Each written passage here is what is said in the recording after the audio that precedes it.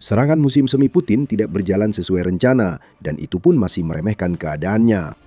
Yang seharusnya menjadi dorongan terakhir Rusia untuk merebut Donbas justru berubah menjadi hal yang berbeda. Ukraina merebut kembali semuanya. Inilah derusifikasi yang sedang berlangsung, dan bukan Rusia yang melakukan dorongan terakhir, melainkan Ukraina. Pembebasan penuh Ukraina telah dimulai, dan Putin tidak siap menghadapi serangan besar yang akan datang. Seharusnya tidak seperti ini. Awal Maret menandai dimulainya serangan besar Rusia yang dirancang Putin secara khusus untuk akhirnya merebut permukiman terakhir yang masih bertahan di Luhansk dan, yang lebih penting, melumpuhkan sabuk benteng Donetsk yang menghalangi Rusia untuk menguasai penuh Donbas. Rusia mengerahkan puluhan ribu tentara, Putin mengklaim punya cadangan pasukan. Semua propaganda Rusia mengarah pada kejatuhan salah satu wilayah Ukraina paling penting. Jika mendengar Putin, Anda mungkin mengira runtuhnya Donbas tak terelakkan. Faktanya tidak begitu. Meskipun Putin banyak membual, serangan musim semi Rusia justru menjadi bencana besar yang menghasilkan kebalikan dari tujuan awalnya. Bukan Rusia yang mendapatkan wilayah, justru Ukraina yang membebaskan wilayah yang sangat luas. Data bulan April telah keluar dan hasilnya buruk bagi Putin. April 2026 menjadi bulan di mana Rusia mencatatkan kehilangan wilayah bersih pertamanya sejak Agustus 2024. Mereka yang masih ingat pasti tahu bahwa Agustus 2024 adalah saat Ukraina melancarkan serangan balasan besar-besaran ke wilayah Kursk, Rusia, di mana Ukraina berhasil menguasai lebih dari 1.000 km persegi atau 386 mil persegi wilayah Rusia. Apa yang kita lihat sekarang memang tidak sedramatis jika dilihat dari jumlah lokasi yang diserang Ukraina, namun sangat penting. Kenapa? Ukraina sedang membebaskan wilayahnya sendiri dengan sangat mengesankan, bukan mengambil wilayah Rusia. Pada bulan April, Ukraina melampaui Rusia dengan merebut wilayah seluas 116 km persegi atau 44,7 mil persegi. Menurut Institute for the Study of War (ISW), serangan musim semi Rusia kini membuat pasukan Putin menghadapi berbagai dinamika negatif di medan perang hingga kewalahan. Hal ini tidak terjadi begitu saja. Bulan Maret juga tidak jauh lebih baik bagi Rusia. Bulan dimulainya serangan musim semi itu, Rusia hampir tidak mendapatkan keuntungan sama sekali selama 31 hari pertempuran. ISW melaporkan bahwa Rusia hanya berhasil merebut 23 km persegi atau 8,9 mil persegi wilayah Ukraina pada bulan Maret, dan tampaknya mereka telah kehilangan seluruh wilayah itu bahkan lebih lagi pada bulan April. Apa yang kita lihat di sini adalah perubahan total dalam tempo operasional yang terjadi pada saat terburuk bagi Putin. Bandingkan angka hari ini dengan angka pada tahun 2025. Menurut Kyiv Post, pasukan Rusia berhasil merebut sekitar 12,9 km persegi atau sekitar 5 mil persegi wilayah Ukraina setiap hari pada bulan Maret 2025. Jadi, 2 hari pertempuran pada Maret 2025 memberi Rusia wilayah lebih banyak dibanding sebulan penuh pertempuran di Maret 2026. Itu bukan hal yang baik bagi Putin. Dan sekarang kita melihat Rusia mengalami kerugian wilayah bersih pada bulan April, jelas bahwa momentum sedang bergeser. Derusifikasi Ukraina sekarang terjadi dengan kecepatan sekitar 3,87 km persegi atau 1,5 mil persegi setiap hari, menurut laporan Kyiv Post. Bagaimana hal ini bisa terjadi? Musim semi seharusnya jadi awal kemenangan Rusia yang tak terelakkan. Apa yang terjadi kini mengejutkan semua orang, kecuali Ukraina, yang sudah mempersiapkan diri sejak awal. Kecerdasan Ukraina dan ketidakmampuan Rusia menghasilkan hasil yang mengejutkan bagi Ukraina. Kita akan bahas keduanya, tapi sebelumnya, mari bahas kerugian Rusia. Kerugian mereka sangat besar. Kita sudah memiliki angkanya untuk Maret yang katastrofik bagi Rusia. Angka-angka tersebut memecahkan rekor, seperti yang diungkapkan oleh Presiden Ukraina Volodymyr Zelensky. Putin mengorbankan 35.351 tentaranya untuk hampir tidak mendapatkan keuntungan apapun pada bulan Maret, yakni lebih dari 350 tentara. Lebih banyak dari 35.000 korban yang diderita pada Desember 2025, yang sebelumnya memegang rekor paling suram Rusia dalam perang Ukraina. Data bulan April belum keluar, Ukraina masih menghitungnya. Tapi jika melihat tanggal 29 April, kita akan melihat sesuatu yang serupa, seiring dengan Rusia mengalami kerugian teritorial bersih pertamanya sejak 2024. Pada tanggal 29 April, Rusia kehilangan 1.470 tentaranya, menurut laporan Kementerian Pertahanan Ukraina.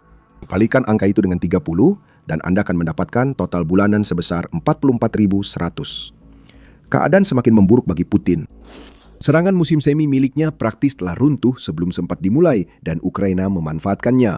Kyiv Post melaporkan pada Maret, Ukraina membebaskan hampir 50 km persegi atau 20 mil persegi wilayahnya.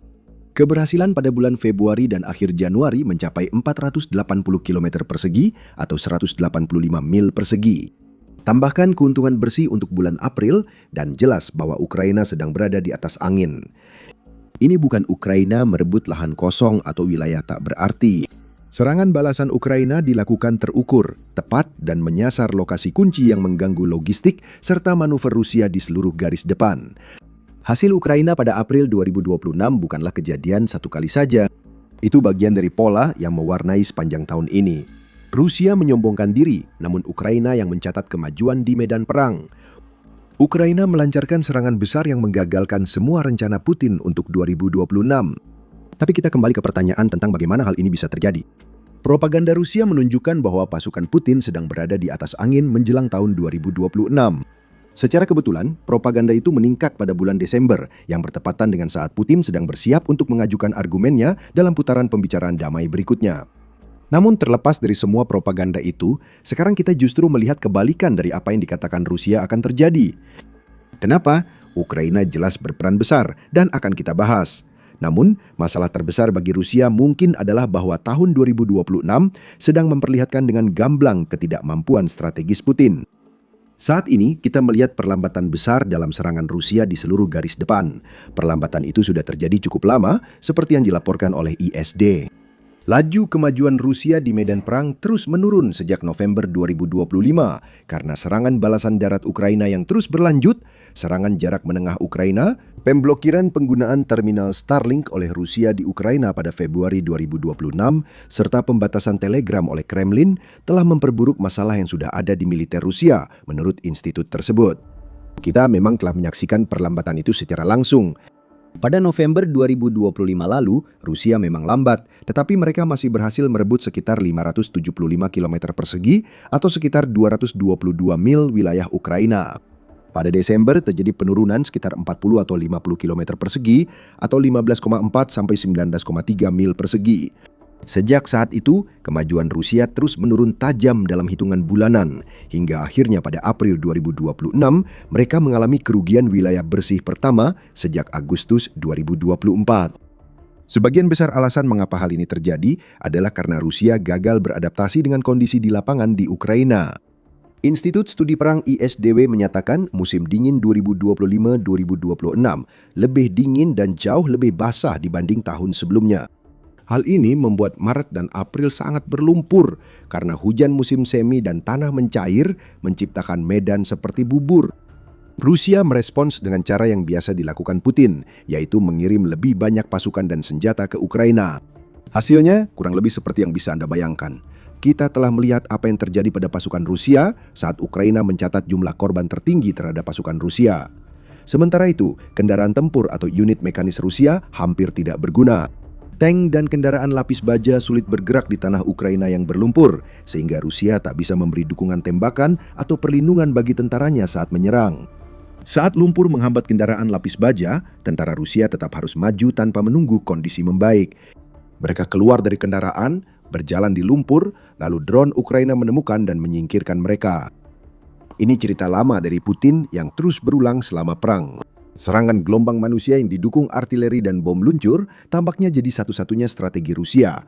Namun efektivitasnya menurun karena meluasnya zona maut yang dipenuhi drone Ukraina dan taktik infiltrasi Rusia yang kini berbalik arah.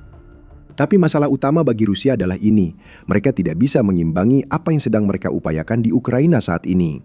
Dan itulah alasan utama mengapa derusifikasi berjalan sangat baik. Kebohongan para jenderal dan menurunnya minat berperang di negaranya sendiri menggagalkan rencana Putin. Tapi sedikit catatan sebelum kita membahas itu. Anda sedang menonton The Military Show dan kami menghadirkan realita di balik berita utama. Tekan subscribe jika Anda ingin tetap selangkah lebih maju.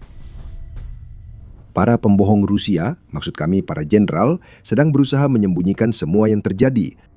Mereka menciptakan realitas alternatif di mana Rusia berjaya. Yang paling gila, Putin mungkin benar-benar mempercayainya. Presiden Rusia adalah seorang pria yang menghukum siapapun yang memberitahunya hal-hal yang tidak ingin ia dengar, yang akhirnya membuatnya dikelilingi oleh sekelompok penjilat yang berbohong kepadanya hanya agar mereka tidak menjadi kroni berikutnya yang tiba-tiba jatuh dari jendela di Rusia. Pemutar balik fakta utama Rusia adalah Valery Gerasimov, Kepala Staf Umum Angkatan Bersenjata Rusia. Pada 21 April, AA melaporkan klaim Gerasimov bahwa Rusia telah menguasai 80 permukiman Ukraina dan 1.700 km persegi atau 656 mil persegi wilayah Ukraina. Maret dan April tentu saja bukan bulan-bulan tanpa keuntungan bersih yang kemudian diikuti kerugian besar, tambah Gerasimov. Oh tidak, Rusia masih terus mendapatkan wilayah selama bulan-bulan itu. 34 permukiman Ukraina dan 700 km persegi atau 270 mil persegi telah direbut selama 2 bulan pertama ofensif musim semi Rusia, klaim Gerasimov. Kepala Staf Umum Rusia sedang berbohong. Apakah itu untuk menipu pihak luar Rusia atau menyelamatkan diri sendiri masih belum pasti. Putin akan senang tenggelam dalam realitas alternatif yang diciptakan oleh para jenderalnya karena apa yang sebenarnya terjadi sangat jauh dari apa yang ingin ia dengar. Kerugian wilayah bersih dan lepasnya, begitu banyak wilayah Ukraina dari kendali Rusia sudah cukup buruk. Tapi pikirkan, apa yang dibutuhkan taktik kuno Putin agar punya peluang untuk berhasil, yaitu tenaga manusia. Anda tidak bisa menjalankan strategi penggiling daging jika Anda tidak punya daging untuk dimasukkan ke dalam penggiling itu. Selain banyak masalah Rusia saat ini, kegagalan merekrut cukup tentara untuk mempertahankan serangan musim semi yang mulai kacau, mungkin yang terburuk. Kementerian Pertahanan Inggris telah menyoroti apa yang terjadi di lini perekrutan Rusia karena mereka mengatakan bahwa bulan Maret menandai bulan keempat berturut-turut di mana Rusia kehilangan lebih banyak tentara daripada yang mampu mereka rekrut. Bukan kebetulan, itu berarti bulan Desember adalah awal dari kekurangan tersebut, yang juga kebetulan merupakan bulan yang sama ketika pencapaian wilayah Rusia mulai anjlok dan membawa mereka ke situasi di mana Ukraina menjadi negara yang maju dan merebut wilayah. Kyiv Post membahasnya lebih dalam. Media tersebut menunjukkan bahwa Rusia berencana merekrut 409.000 tentara kontrak hingga akhir tahun 2026. Namun, mereka belum mendekati target tersebut. Rusia merekrut rata-rata 1.120 tentara per hari, yang hanya cukup untuk menutupi jumlah korban harian yang biasanya berkisar antara 1.000 hingga 1.200. Dan seperti yang kita lihat pada 29 April, jumlah itu bisa jauh lebih tinggi. Dengan tingkat perekrutan saat ini, Rusia akan kekurangan ribuan tentara dari targetnya pada akhir tahun 2026. Selain itu, Ukraina tidak akan berdiam diri. Menteri Pertahanan Ukraina Mikhailo Fedorov telah menetapkan target 50.000 korban Rusia per bulan pada akhir tahun 2026. Jika Ukraina berhasil, perekrutan Rusia yang sudah sulit akan makin tertekan akibat kerugian di medan perang. Tak lama lagi, yang harus dikhawatirkan Rusia bukan hanya kerugian bersih wilayah, tetapi juga kerugian bersih personel. Dan tentara Rusia semakin melemah dalam berbagai hal. Putin tidak mencari bakat saat menunjuk para jenderalnya. Dia mencari kepatuhan dan kesediaan untuk sekorup yang perlu demi bertahan di struktur militer Rusia yang bobrok. Ketidakmampuan ini, meski bukan korupsi, juga menular ke prajurit di lapangan. Ivan, rekrutan Rusia yang dikirim ke garis depan, menjelaskan proses pelatihan tentara baru Rusia kepada media United 24 pada Februari. Setelah pemeriksaan medis, mereka menanyakan kesiapan saya untuk pergi ke pangkalan militer Lusa. Kami dilatih selama 5 hari. Kami menunggu lagi selama 5 hari untuk rotasi pasukan, lalu kami pergi ke posisi tempur. Pemeriksaan medis ditambah 10 hari persiapan. Itulah yang didapatkan seorang tentara Rusia sebelum mereka dilempar ke garis depan untuk mencoba mencapai kemajuan yang diinginkan Putin. Namun saat Putin terperangkap dalam kebohongan para jenderalnya dan militernya sendiri yang terus melemah, Rusia makin kehilangan wilayah di Ukraina. Tentu saja, bukan hanya ketidakmampuan Rusia yang berperan di sini. Ukraina lebih dari sekedar mampu memanfaatkan situasi yang ada di depannya dan menyesuaikan taktiknya untuk membebaskan sebagian besar wilayahnya dari kendali Rusia. ISW menyoroti 3 keunggulan utama dalam kampanye militer Ukraina: drone, serangan darat, dan memanfaatkan situasi komunikasi Rusia. Kami akan menambah satu lagi dari tetap di sini untuk tahu, tapi mari mulai dengan drone. Drone adalah kunci segalanya bagi Ukraina. Secara khusus, Ukraina telah menambahkan drone jarak menengah ke dalam persenjataannya selama beberapa bulan terakhir, dan drone-drone ini memberikan dampak yang menghancurkan. Drone-drone ini terbang lebih jauh dari drone FPV di garis depan, biayanya lebih murah, dan tidak sejauh drone jarak jauh yang dikirim ke Rusia, namun tetap menghancurkan wilayah belakang pasukan Putin. Terbang 200 km atau 124 mil di belakang garis depan Rusia, drone-drone ini menghancurkan logistik dan pertahanan udara Rusia, membuka lebih banyak serangan ke wilayah belakang yang lebih dalam. Persediaan Rusia tertahan atau hancur, pos komando jatuh akibat serangan drone. Dampaknya di garis depan terlihat jelas karena militer yang sudah lemah makin terpecah. Serangan ke pertahanan udara Rusia di wilayah pendudukan memungkinkan drone jarak jauh menghancurkan infrastruktur minyak dan militer Rusia, semakin melemahkan pasukan Putin. Tambahkan drone FPV dan robot darat Ukraina yang beroperasi di garis depan, dan hasilnya adalah kombinasi yang mematikan. Kiev Post melaporkan bahwa 96% korban Rusia sekarang disebabkan oleh serangan drone. Itu berarti puluhan ribu tentara Rusia dieliminasi setiap bulan tanpa pernah berhadapan langsung dengan tentara Ukraina sungguhan. Ini adalah manusia melawan mesin, dan hanya akan ada satu pemenang dalam pertarungan seperti itu. Zona pembunuhan Ukraina kini lebih luas dan dalam, sementara Rusia justru menghancurkan diri di sana. Bukan berarti tentara Ukraina diam saja. Saat serangan mekanis terhambat di lumpur Ukraina, Putin mengirim unit infiltrasi kecil ke belakang garis pertahanan Ukraina. Unit ini sangat penting untuk propaganda Rusia. Gerasimov dan lainnya melebih-lebihkan angka dengan menghitung wilayah yang hanya dihuni 1 atau 2 tentara Rusia yang bersembunyi mati-matian sambil menunggu bala bantuan sebagai wilayah yang telah direbut.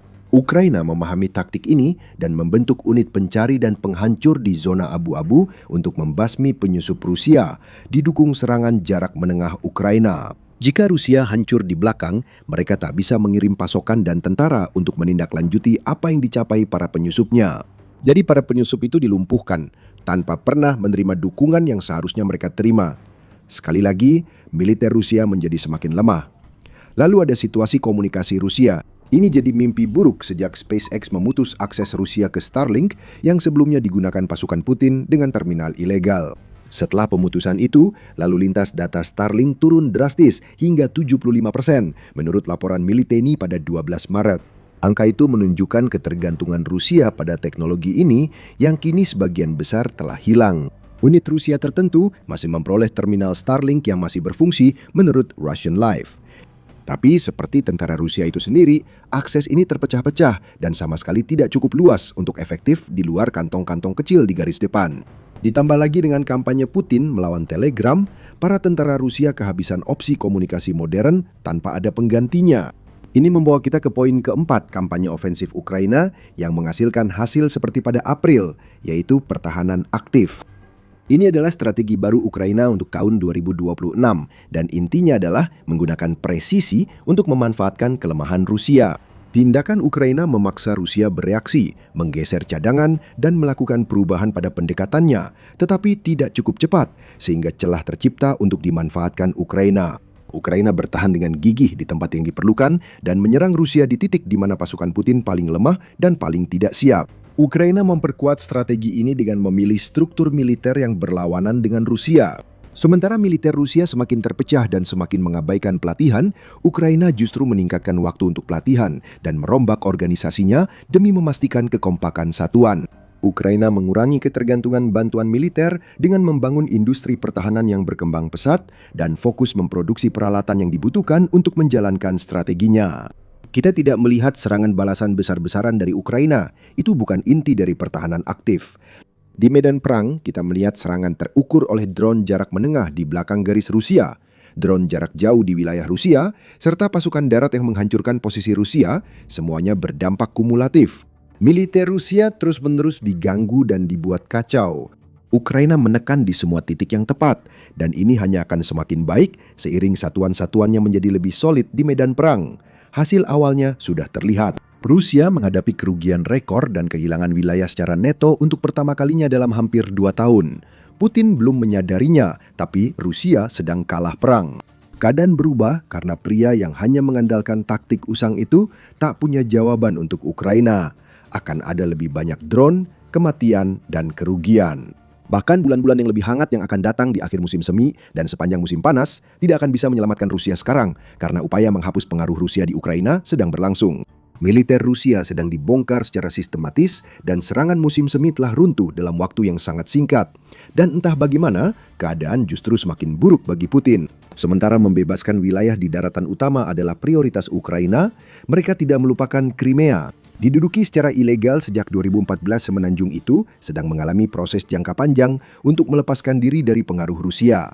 Ukraina sedang mengisolasi Crimea. Peristiwa bersejarah baru saja terjadi di Rusia. Ukraina kembali menyerang dengan drone, namun serangan kali ini berbeda.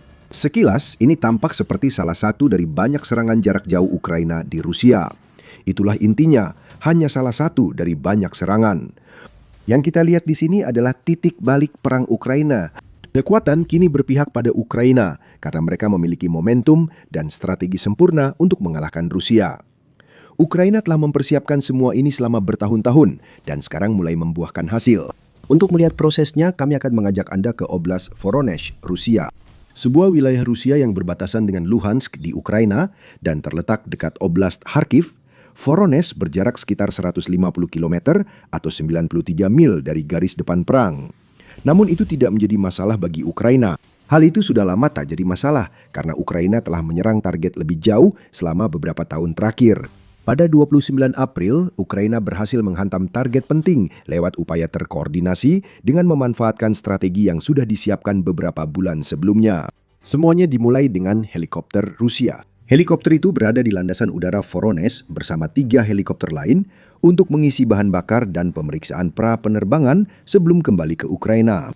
Para pilot mungkin sudah sering melakukan ini. Dari 4 helikopter, setidaknya 1 adalah Mi-28 tempur dan 1 lagi Mi-17 angkut. Inilah aset andalan Rusia untuk mengirim pasukan ke Ukraina dan menembaki siapapun yang mencoba menghalangi mereka. Pengisian bahan bakar pada 29 April seharusnya hanya menjadi persinggahan singkat sebelum pilot helikopter melanjutkan tugas. Pada hari itu, Ukraina melancarkan salah satu serangan paling spektakuler dalam perang. Ketika helikopter Rusia mengisi bahan bakar, drone Ukraina terbang. Dengan kamera sudut pandang orang pertama, drone-drone ini terbang lebih dari 90 mil ke Voronezh dan langsung menargetkan helikopter yang diparkir. Rusia tidak bisa berbuat apa-apa. Zona aman justru berhasil ditembus. Pertahanan udara gagal atau sejak awal tidak ada, sehingga drone Ukraina mendekat dan menghantam sasaran langsung. Video serangan itu telah dibagikan dengan penuh kegembiraan oleh Komandan Pasukan Sistem Tak Berawak Ukraina, Robert Brovdi. Serangan tersebut mengenai bagian tengah belakang kompartemen mesin melewati baling-baling utama. Akibat serangan ini, setidaknya 1 spesialis perawatan helikopter tewas setelah terkena drone, ungkap Brovdi dalam sebuah postingan di Telegram yang mengumumkan serangan tersebut. Video yang menyertai menunjukkan betapa akuratnya drone Ukraina saat ini. Bagi Rusia, kerugian akibat serangan ini sangat besar. Bukan hanya teknisi yang hilang, itu saja sudah cukup merugikan. Rusia cepat kehabisan personel militer terampil karena mengirim puluhan ribu orang untuk mati di garis depan, alih-alih melatih mereka untuk peran pendukung. Namun, helikopterlah yang paling akan terasa kehilangannya bagi Rusia. Sejak itu, muncul spekulasi bahwa Ukraina berhasil menghancurkan sebuah Mi-8 bersama dengan helikopter lain yang telah kami sebutkan sebelumnya. Helikopter ini pesawat multiguna yang bisa mengangkut pasukan dan memberi dukungan tembakan ke unit darat. Helikopter itu ditembak jatuh, membuat Rusia rugi sekitar $6 juta akibat drone Ukraina yang harganya mungkin kurang dari 1/10-nya. Mi-8 juga dihancurkan oleh drone FPV jarak jauh yang sama, dan biaya pembuatannya bagi Rusia sekitar 3 kali lipat. Tambahkan $18 juta ke $6 juta, dan hasilnya adalah Ukraina meraih hasil senilai $24 juta hari itu. Bahkan lebih dari itu. Mi-17 yang berhasil dihancurkan Ukraina bernilai hingga $32 juta menurut Aircraft 24. Tidak jelas apakah itu biaya produksi Rusia atau harga ekspornya. Tapi bahkan jika kita mengasumsikan setengah dari jumlah itu sebagai biaya Rusia untuk membangun helikopter tersebut untuk penggunaan sendiri, itu tetap saja merupakan peralatan mahal lain yang dihancurkan oleh sanksi udara Ukraina. Rusia seharusnya sudah terbiasa dengan kerugian seperti ini. Helikopter-helikopternya tidak bernasib baik saat menghadapi Ukraina.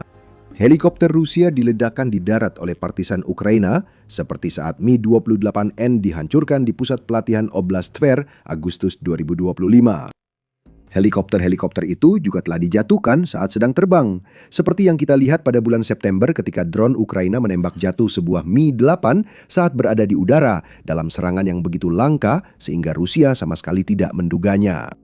Sejauh ini, Rusia telah kehilangan 352 helikopternya sejak Vladimir Putin melancarkan invasinya, menurut Kementerian Keuangan Ukraina.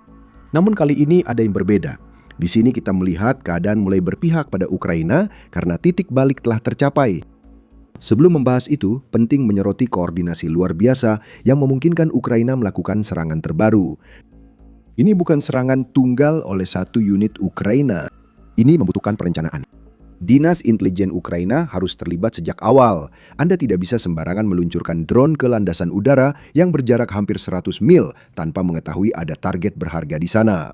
Unit drone Ukraina mengetahui persis aktivitas helikopter pengisian bahan bakar Rusia dan mengirimkan senjata mereka ke udara pada waktu yang tepat untuk menyerang. Helikopter tidak bisa menghentikan drone saat helikopter itu berada di darat dan sedang diisi bahan bakar. Ukraina sudah tahu apa yang akan mereka lakukan jauh sebelum waktunya. Saat waktu operasi tiba, Ukraina bertindak sepenuhnya tanpa setengah-setengah.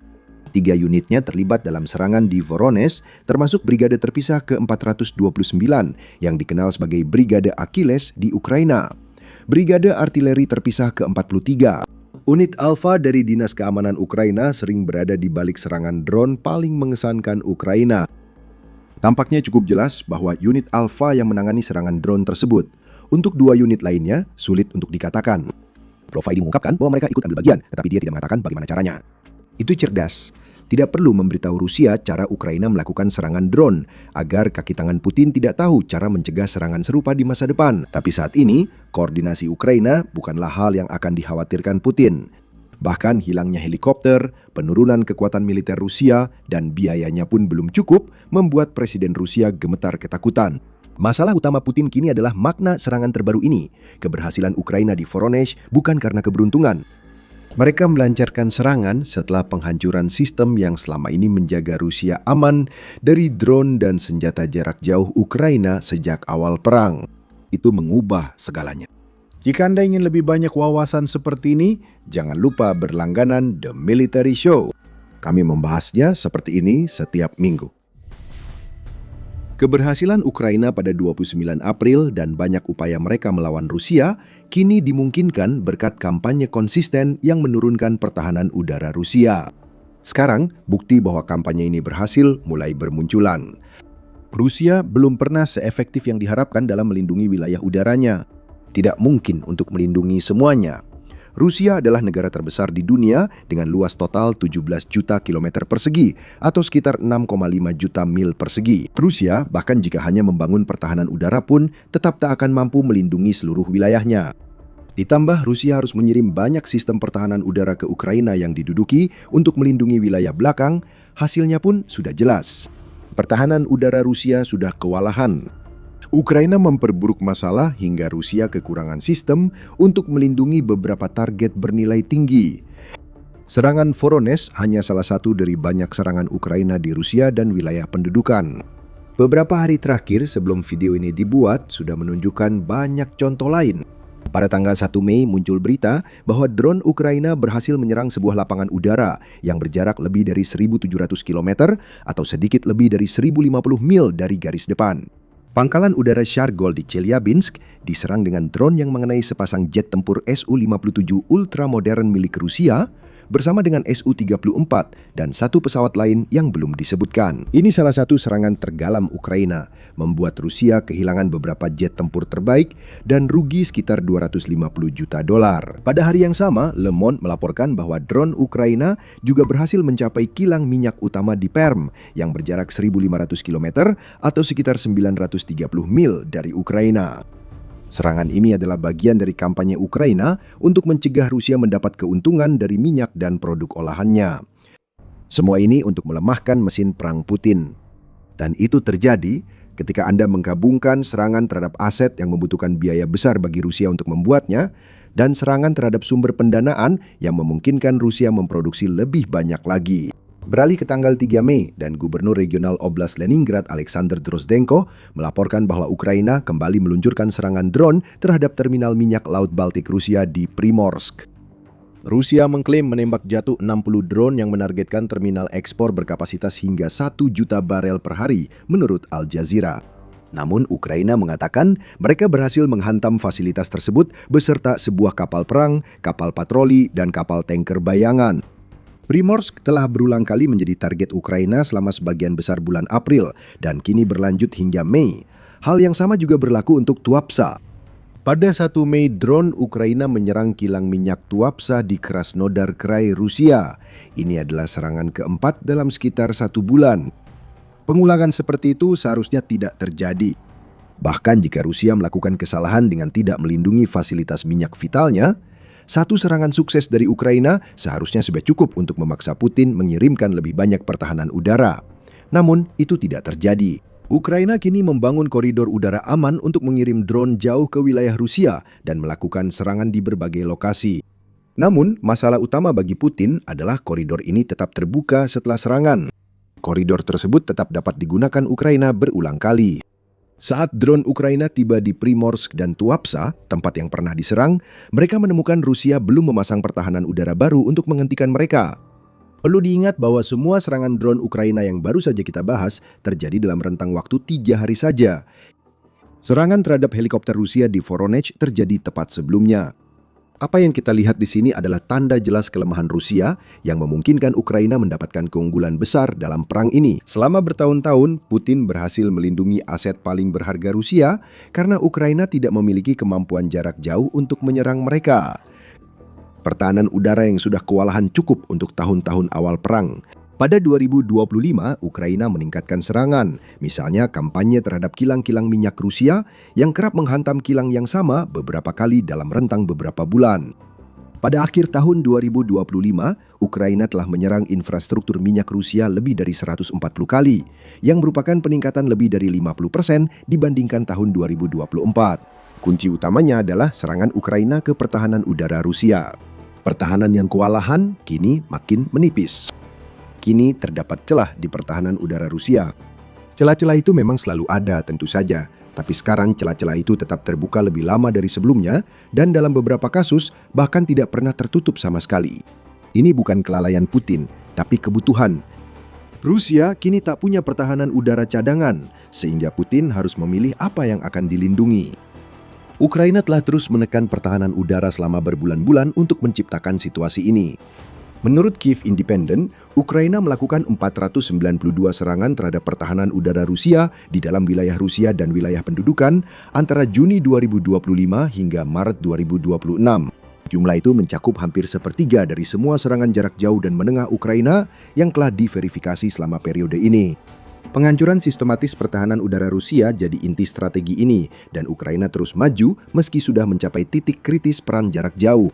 Begitulah hakikat titik kritis. Momen penting sebelum segalanya berubah. Kini Ukraina fokus mendorong perubahan itu. Pada 1 Mei, Kementerian Pertahanan Ukraina menyatakan 25 sistem pertahanan udara dan radar Rusia hancur pada April akibat serangan jarak menengah Ukraina.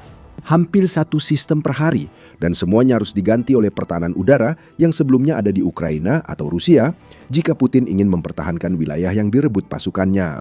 Rusia juga sedang menghadapi masalah dengan persediaan mereka. Panglima Angkatan Bersenjata Ukraina Oleksandr Syrskyi mengatakan pada akhir April bahwa Rusia kekurangan rudal pertahanan udara untuk melawan drone Ukraina. Kerusakan sedang menyebabkan kehancuran. Rusia juga belum tentu bisa membangun sistem pertahanan udara dan radar baru secepat yang hilang. Jika bisa melakukan itu, Rusia tidak akan berada dalam situasi ini sejak awal. Semua ini tak berarti jika Ukraina tak memanfaatkan lemahnya pertahanan udara Rusia dengan serangan drone jarak jauh dan menengah. Namun, Ukraina telah melakukannya. Ukraina mengiringi penghancuran pertahanan udara Rusia dengan serangan-serangan terus-menerus yang dimungkinkan oleh upaya tanpa henti untuk membangun senjata yang lebih baik dan lebih kuat yang dapat digunakan untuk menghantam target bernilai tinggi di dalam Rusia. FP9 adalah salah satu senjata tersebut. FP9 buatan Firepoint adalah rudal balistik yang mampu menjangkau Moskow dan berukuran lebih besar dari Iskandar milik Rusia. Ukraina tidak pernah diperkirakan mampu membangun senjata seperti ini. Putin mengira negara itu akan runtuh lebih cepat, tapi Ukraina kini punya FP9 yang masih diproses. Ukraina telah menyiapkan dasar agar rudal dapat menghancurkan target apapun yang mereka pilih di dalam Rusia.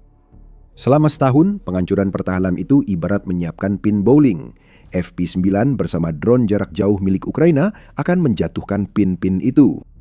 Selain meningkatkan kualitas senjata jarak jauh, Ukraina juga memproduksinya secara massal. Pada 30 April, ABC News melaporkan Rusia memecahkan rekor peluncuran rudal dan drone ke Ukraina.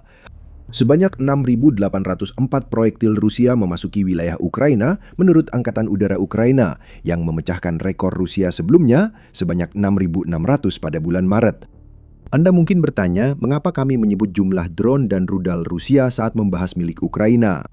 Jawabannya sederhana, 2 bulan rekor Rusia terakhir masih di bawah capaian Ukraina pada Maret. Rusia telah membuka kartunya sendiri. Kementerian Pertahanannya mengatakan bahwa Ukraina menembakkan 7.347 drone ke Rusia, yang merupakan jumlah bulanan tertinggi yang pernah dilaporkan untuk kedua negara dan setara dengan rata-rata 237 proyektil per hari. Ukraina kini unggul atas Rusia di salah satu bidang utama perang setelah berbulan-bulan berupaya melumpuhkan pertahanan udara yang dapat menghentikan drone mereka. Sekarang, karena pertahanan itu sudah begitu tersebar dan hancur, sehingga Ukraina hampir bisa menyerang sesuka hati, Ukraina pun bersedia mengirimkan kawanan drone dalam jumlah rekor ke Rusia yang sebentar lagi akan didampingi oleh rudal balistik seperti FP-9. Oh, jika Anda bertanya apakah Ukraina kembali unggul atas Rusia dalam jumlah drone jarak jauh di April, kami tidak tahu. Kementerian Pertahanan Rusia mendadak bungkam soal serangan-serangan Ukraina. Itu tak mengejutkan. Kementerian sudah terlalu banyak mengungkapkan pada Maret dan tak ingin lagi mengakui Ukraina menang dalam persaingan serangan jarak jauh, meski tak perlu melakukannya. Buktinya terlihat pada helikopter hancur di Voronezh, kebakaran minyak di Tuapsa dan Primorsk, serta jet tempur yang rusak di pangkalan udara Rusia lebih dari 900 mil dari Ukraina. Rusia kini tak mampu lagi melindungi aset berharganya, baik di wilayah pendudukan maupun wilayah sendiri. Yang perlu dilakukan Ukraina sekarang hanyalah terus memberikan tekanan. Setiap sistem pertahanan udara yang berhasil dihancurkan akan semakin melemahkan Rusia sedikit demi sedikit. Ini adalah matinya pertahanan akibat ribuan sayatan kecil yang terjadi langsung di depan mata. Ini terjadi karena pertahanan udara Rusia terbukti tidak mampu melindungi diri dari drone generasi terbaru Ukraina. Ukraina sebenarnya tidak melakukan hal baru. Ini adalah strategi klasik untuk melumpuhkan pertahanan udara. Namun ini memerlukan waktu bertahun-tahun karena Ukraina harus membangun senjata yang dibutuhkan sementara Rusia terus membombardir mereka. Ukraina kini sudah punya senjata itu. Kini Ukraina tak perlu lagi khawatir soal izin atau target Rusia di luar jangkauan. Ukraina akan menghancurkan apapun yang mereka targetkan, karena itu kekuatan pun bergeser. Pertahanan udara Rusia akan terus runtuh. Lebih banyak serangan seperti yang telah kita bicarakan akan terjadi seiring dengan semakin besarnya kawanan drone Ukraina dan saat mereka mulai menggunakan rudal balistik di medan perang. Putin tak menyangka semua ini terjadi dan kini tak tahu cara menghentikannya. Cukup banyak garam telah ditaburkan di atas luka Rusia. Rusia sedang runtuh dari dalam. Jumlah korban mereka terus meningkat, ekonominya ambruk dan pasukan garis depannya mandek total. Mesin perang Kremlin yang dulu perkasa kini hanya bayangan dari kejayaannya. Dan meskipun berada ratusan mil dari medan perang, Moskwa tetap merasakan tekanannya. Di jantung Rusia, pejabat Kremlin, nasionalis garis keras, bahkan Presiden Vladimir Putin tak bisa lagi menghindar dari kenyataan pahit yang ada di depan mata. Keadaan dengan cepat berbalik menguntungkan Ukraina dan Rusia semakin mendekati salah satu kekalahan strategis paling memalukan dan mahal yang pernah disaksikan dunia. Vladimir Putin tidak pernah menduga hal ini akan terjadi. Pada hari-hari dan minggu-minggu awal perang pada tahun 2022, pasukannya melakukan persis seperti yang ia harapkan. Mereka maju melintasi perbatasan dari utara, timur dan selatan ke Ukraina dan merebut wilayah dengan laju yang relatif cepat. Kota-kota kecil dan besar di Ukraina segera jatuh dan pasukan Kremlin bahkan mulai berada sangat dekat dengan ibu kota negara itu, Kiev. Pada satu tahap di akhir Maret 2022, Rusia menduduki sekitar 27% wilayah Ukraina. Putin mungkin sudah menyiapkan sampahnya karena tampaknya pasukannya yang jauh lebih besar akan terus menghancurkan lawannya. Tampaknya hanya tinggal menunggu waktu sampai ke 4 wilayah timur yang awalnya menjadi target Putin, yaitu Donetsk, Luhansk, Kherson, dan Zaporizhia sepenuhnya jatuh ke dalam kendalinya. Dan sekarang kita tahu bahwa itu tidak terjadi. Karena yang sebenarnya terjadi adalah performa tentara Rusia mencapai puncaknya pada Maret 2022. Dalam bulan-bulan berikutnya, segalanya berubah. Dengan bantuan sekutunya di seluruh dunia barat, Ukraina melancarkan serangan balasan besar-besaran, merebut kembali ribuan mil persegi wilayah yang hilang, memaksa Rusia sepenuhnya keluar dari beberapa wilayah dan akhirnya menstabilkan garis depan. Kendali Rusia turun dari 27% hingga sekitar 18% pada akhir tahun 2022. Sejak itu, Rusia tiap tahun berusaha keras merebut kembali wilayah tersebut. Perang yang awalnya diperkirakan selesai dalam beberapa minggu atau bulan, kini berlangsung lebih lama dari waktu Uni Soviet melawan Nazi Jerman di Perang Dunia II. Dan semakin banyak waktu yang berlalu, semakin buruk pula kinerja Rusia. Awalnya, bahkan setelah kemunduran di akhir tahun 2022, mesin perang Kremlin masih mampu menyusun ulang kekuatan, bangkit dan merebut kembali wilayah Ukraina. Pergerakan mereka memang tak secepat minggu-minggu awal, tapi tetap meraih kemajuan berarti dari waktu ke waktu. Namun pada tahun 2026, pasukan garis depan Rusia kurang lebih telah mencapai kebuntuan. Perolehan wilayah mereka nyaris nol, bahkan di beberapa wilayah mulai kehilangan lebih banyak wilayah daripada yang mereka rebut akibat serangan balasan Ukraina yang makin kuat. Dua ahli dalam situasi ini, konsultan politik internasional Dr. Jason J. Smart dan mantan pemimpin skuadron Navy SEAL Tim 6, Chuck Farah, baru-baru ini duduk bersama untuk membahas kinerja buruk Kremlin pada kuartal pertama tahun 2026 dengan Farah merangkum situasinya secara singkat sebagai berikut. Sejauh ini, Jason, di kuartal pertama, Rusia hanya merebut wilayah seluas Fresno, California. Jadi, ini bukan kemenangan. Dan ada banyak data yang mendukung klaim ini. Sebuah laporan dari Institute for the Study of War, ISW, misalnya, yang diterbitkan pada 31 Maret 2026 menemukan hal tersebut. Kemajuan Rusia melambat cukup drastis pada tahap akhir tahun 2025 dan memasuki awal 2026 dengan beberapa bulan pertama tahun 2026 mengalami penurunan yang drastis.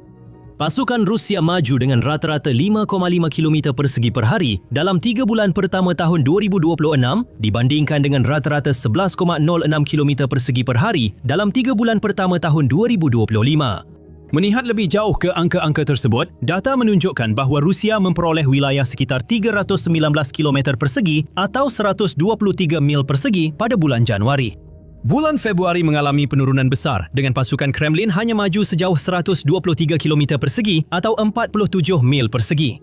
Itu merupakan kemajuan terkecil sejak April 2024. Februari 2026 patut dicatat kerana pasukan Ukraina merebut lebih banyak wilayah daripada yang hilang.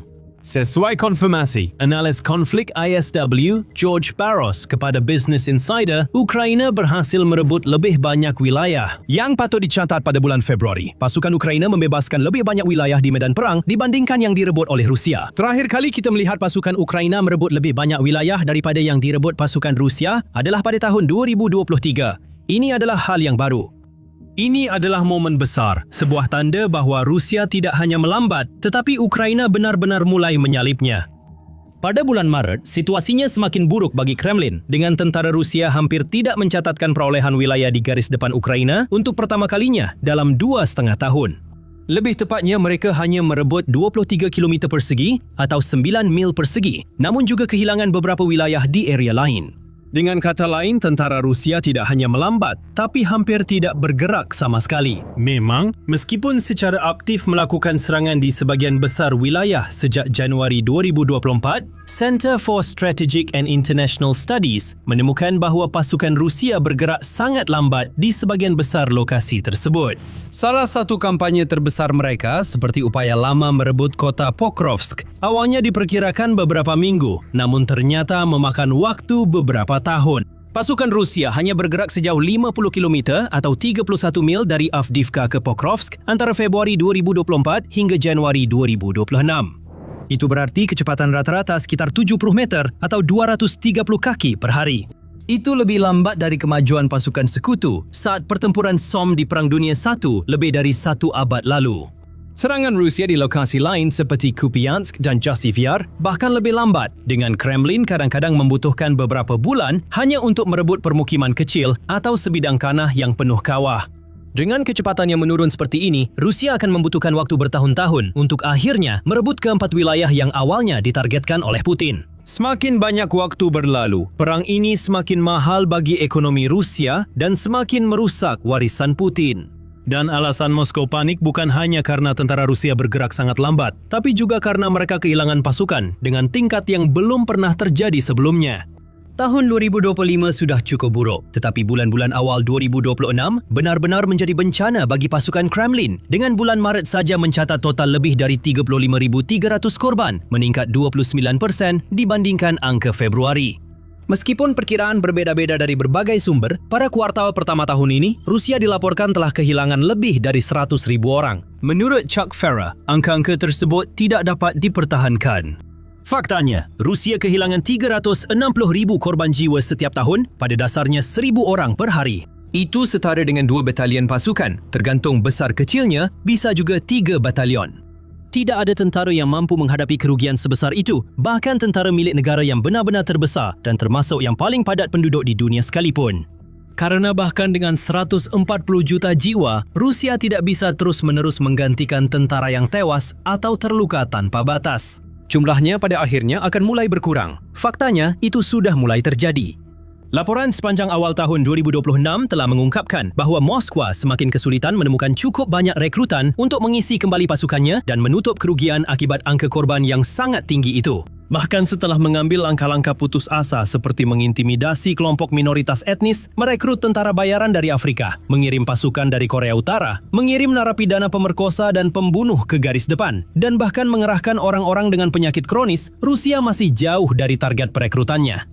Kini mereka sampai harus menekan universitas dan bisnis di seluruh negeri, hampir memohon agar mahasiswa atau karyawan mengorbankan masa depan dan bergabung dengan militer. Meskipun begitu, kampanye perekrutan seperti ini hanya memiliki efektivitas yang terbatas dan dengan Ukraina berharap dapat menimbulkan hingga 50,000 korban pada Rusia setiap bulannya, sama sekali tidak mungkin Kremlin dapat terus memperkuat barisannya. Seperti kata Farah, angka itu tidak menutupi kerugian mereka dan tidak memungkinkan membangun kekuatan lebih besar sebelum operasi militer besar seperti serangan musim panas berikutnya. Smart setuju dengan menunjukkan bahawa ketika kita melihat tingkat korban jiwa dikombinasikan dengan kemajuan pasukan garis depan yang sangat lambat, Rusia kini kehilangan sekitar 316 tentara per kilometer persegi di wilayah Donetsk. Itu adalah statistik yang sangat mencengangkan. Rusia kehilangan banyak pasukan dengan hasil yang minim selama perang ini. Namun pada tahun 2026, jumlahnya telah mencapai tingkat yang belum pernah terjadi sebelumnya dengan puluhan ribu korban tanpa ada keuntungan signifikan sama sekali. Sebelum membahas alasannya, The Military Show akan memberi gambaran lengkap, bukan sekedar berita utama. Tekan subscribe untuk info terbaru. Kesulitan Rusia pada 2026 tidak disebabkan satu alasan, melainkan jaringan elemen saling terkait yang perlahan menyeret pasukan Kremlin ke titik terendah. Farah menyoroti, misalnya, bagaimana tentara Moskow telah kehilangan begitu banyak kendaraan lapis bajanya selama perang berlangsung hingga saat ini. Rusia kehilangan lebih dari 11,000 tank, 5 kali lebih banyak dari total tank semua mitra NATO Eropah jika digabungkan. Dia kemudian mencatat bahawa bahkan persediaan besar kendaraan lapis baja peninggalan Soviet milik Rusia kini terus menyusut drastis. Namun belum habis, dengan ratusan varian T-72 dan T-80 masih aktif digunakan dan sedang menjalani perbaikan. Dan tanpa jumlah model yang lebih baru atau lebih canggih yang memadai, mesin perang Kremlin semakin terpaksa mengandalkan platform lama seperti T-62 yang benar-benar merupakan peninggalan dari awal tahun 1960-an. Seperti kata Farah, ini adalah jenis tank yang dipaparkan kepada pemimpin Perang Dingin seperti Presiden John F. Kennedy. Kennedy menerima pengarahan saat tank ini diperkenalkan di masa ketika tokoh budaya seperti Elvis Presley bertugas di Eropah di tengah meningkatnya ketegangan Timur Barat, meski kekhawatiran utamanya adalah kehilangan ketenaran, bukan soal sistem senjata. Itulah betapa tua dan ketinggalannya tank ini. Ini adalah kecaman keras terhadap apa yang seharusnya menjadi salah satu negara adidaya militer terkemuka di dunia jika tank terbaik yang bisa mereka kerahkan adalah sesuatu yang seharusnya berada di muzium, bukan di medan perang. Dan tanpa tank atau kendaraan lapis baja lain yang bisa diandalkan dalam jumlah besar, tidak heran garis depan Rusia mulai runtuh. Wilayah luas atau kota tidak bisa direbut dengan kelompok kecil tentara. Kamu butuh kendaraan lapis baja. Kamu butuh kendaraan besar dan kuat yang bisa menghancurkan benteng, membuat lubang di garis pertahanan, menembus posisi defensif, dan membuka jalan bagi pasukan untuk maju dan merebut wilayah. Rusia tidak punya itu. Mereka hanya memiliki pasukan bunuh diri kecil, sekitar 15-20 tentara tiap kali. Dilempar ke mesin pembunuh dan disuruh masuk zona maut, para operator drone Ukraina, artileri, penembak jitu, serta spesialis lain bisa menghabisi mereka seolah-olah mereka sasaran empuk. Masalah lain adalah bahawa unit penyerang Rusia pada tahun 2026 sudah jauh berbeda dibandingkan dengan saat awal perang. Pada saat itu, tentara Kremlin sebagian besar terdiri dari, kalau boleh dibilang, prajurit sungguhan, pria-pria yang telah mendedikasikan hidup mereka untuk militer. pria-pria yang memiliki pengalaman bertahun-tahun dalam pertempuran, yang tahu cara menggunakan senjata dan kenderaan yang mereka miliki, yang mampu tetap tenang di bawah tekanan dan percaya diri dalam situasi tempur kerana mereka sudah pernah menghadapi situasi seperti itu sebelumnya. Mereka benar-benar ingin berjuang untuk tanah air dan percaya pada tindakan mereka. Kini, ceritanya sangat berbeza. Karena seiring berjalannya waktu, begitu banyak dari para tentara berpengalaman itu yang telah terluka atau tewas di Ukraina, dan orang-orang yang menggantikan mereka tidak memiliki standar yang sama. Seperti yang disebutkan sebelumnya, tentara Rusia saat ini sebagian besar terdiri dari narapidana. Orang-orang yang sakit-sakitan atau lemah, orang-orang yang dipaksa atau diperas untuk mendaftar, atau orang-orang yang hanya ada di sana demi uang. Tertarik oleh janji pembayaran besar dan gaji tinggi untuk membantu keluarga mereka di kampung halaman. Mereka ini bukan tentara keria. Mereka bukan orang-orang yang benar-benar rela mempertaruhkan nyawa demi ibu pertiwi Rusia. Mereka adalah orang-orang yang pada akhirnya sebenarnya tidak ingin berada di garis depan sama sekali. Orang-orang yang lebih memilih berada di tempat lain dan sering mengambil kesempatan untuk menyerah, melarikan diri atau menghindari dikirim untuk ikut serangan bunuh diri Kremlin. Farah juga menambahkan, tentara ini tidak dilatih atau dipersiapkan dengan baik untuk menghadapi apa yang menanti mereka di garis depan. Dia menyebut Rusia kini menghadapi fenomena militer sangat berbahaya dan tak bisa dipulihkan tanpa waktu melatih tentaranya. Warga sipil yang datang ke medan perang Ukraina tidak punya keterampilan dasar untuk bertahan dalam pertempuran darat. Mantan pemimpin skuadron SEAL Team 6 menyebutkan sebuah video di mana dia melihat sekelompok hingga 20 tentara Rusia hanya berdiri bersama dalam kelompok besar di hutan sebelum sebuah drone termal Ukraina menemukan dan memburu mereka. Dia melanjutkan dengan mengatakan bahawa seringkali para rekrutan baru ini sama sekali tidak tahu harus berbuat apa atau kemana harus pergi ketika mereka sampai di garis depan, dengan beberapa di antaranya hanya berjalan tanpa tujuan dan tersesat. Akibatnya, moral juga menurun dengan cepat. Dan itu penting kerana moral adalah salah satu ukuran yang tak terlihat namun sangat penting dalam keberhasilan di setiap konflik jangka panjang. Jika prajurit percaya diri, termotivasi dan terinspirasi oleh pemimpin, mereka lebih siap memberikan segalanya dalam operasi sehingga bisa menghasilkan kemajuan besar di lapangan bahkan ketika peluangnya kecil.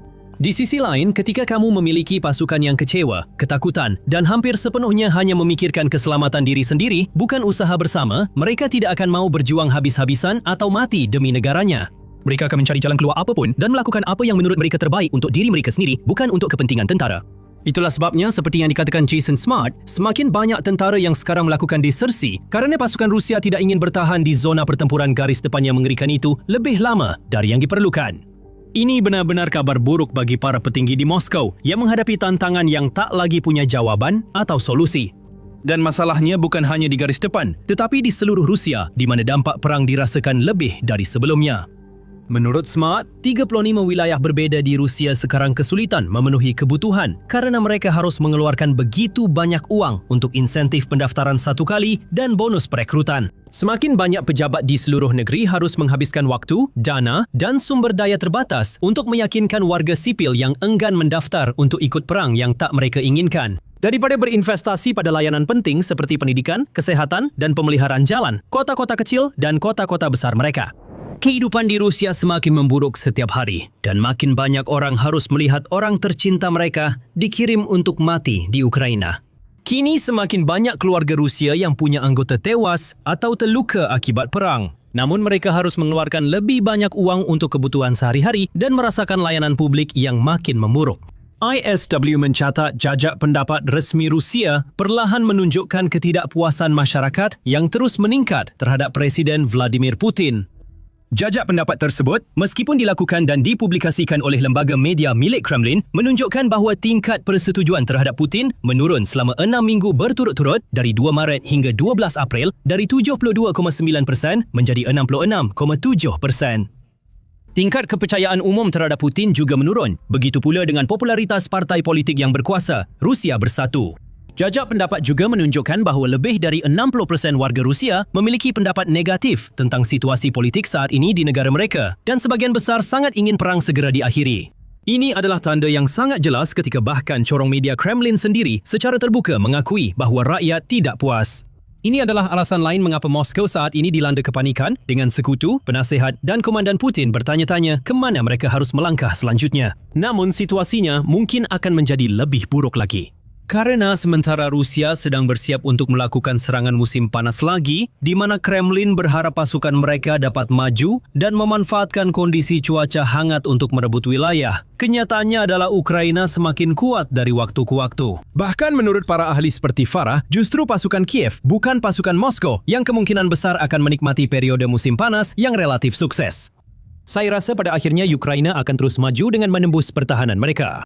Mantan anggota SEAL tersebut kemudian menyebutkan beberapa contoh keberhasilan Ukraina yang patut dikenang dan mungkin bisa diulangi oleh pasukan Kiev. Seperti di Kherson pada tahun 2024 ketika Ukraina berhasil mendorong pasukan Rusia mundur hingga menyeberangi sungai Dnieper, atau di Kharkiv dan sekitarnya di utara, di mana pasukan Ukraina sekali lagi memaksa Rusia mundur sepenuhnya dari Oblast Sumy.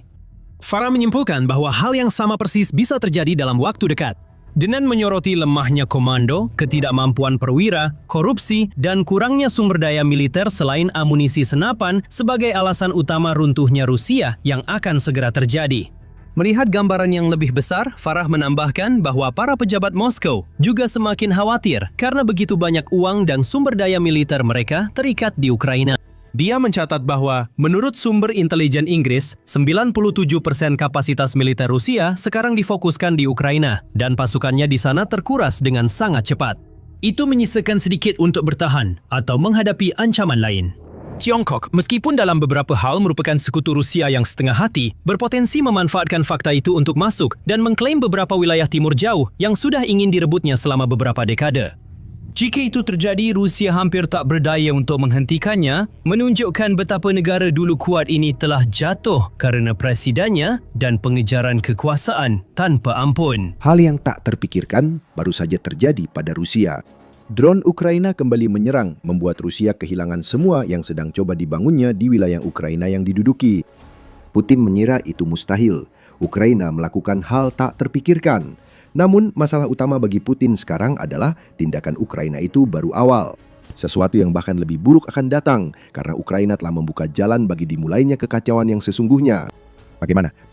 Kami akan menjawab pertanyaan itu dalam beberapa menit. Pertama, inilah yang berhasil dilakukan Ukraina jauh di dalam wilayah pendudukan.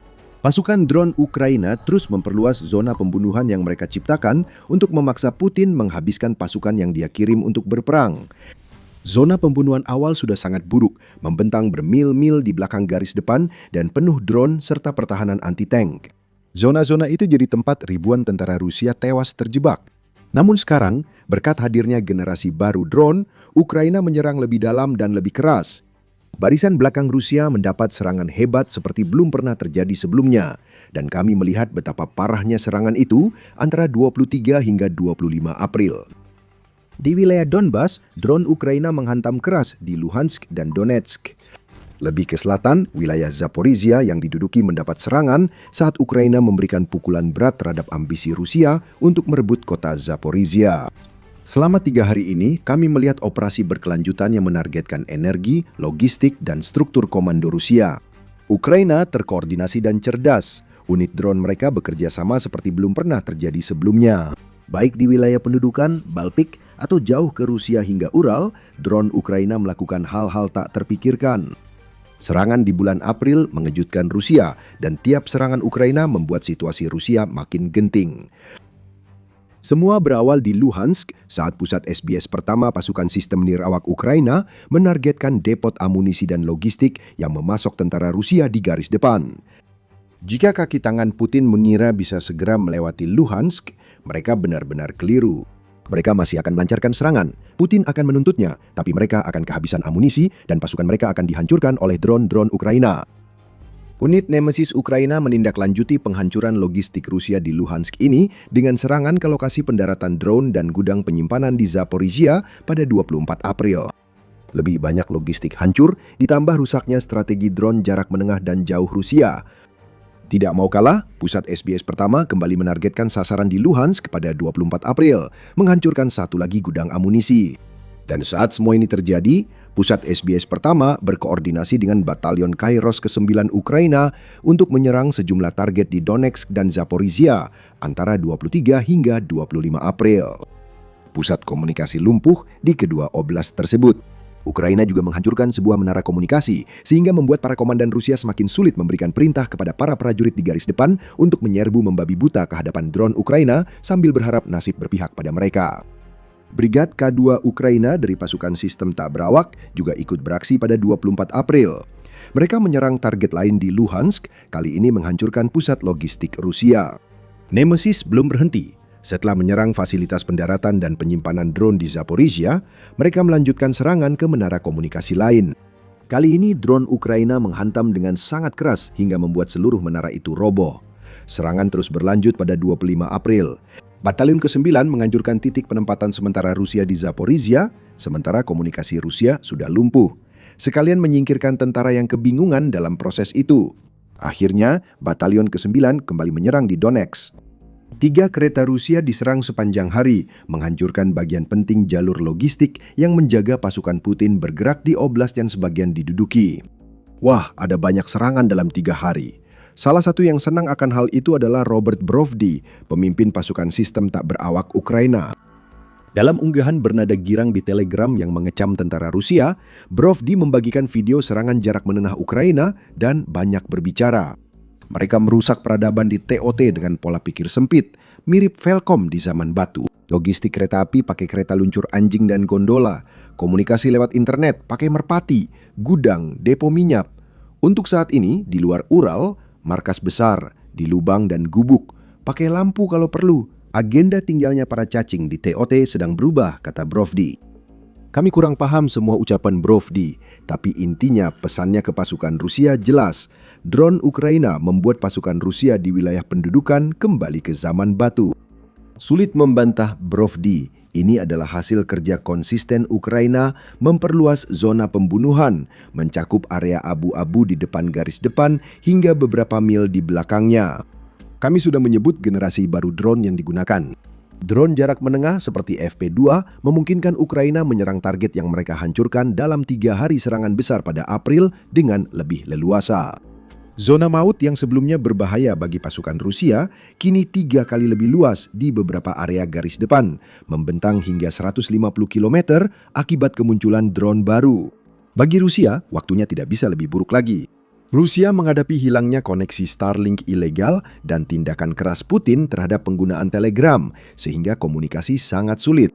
Ukraina kini punya drone jarak menengah dan memakainya untuk menyerang logistik, amunisi, pasukan, serta infrastruktur komunikasi Rusia. Ini bagian dari rencana Ukraina. Mereka sudah meluncurkan drone jauh ke dalam wilayah Rusia.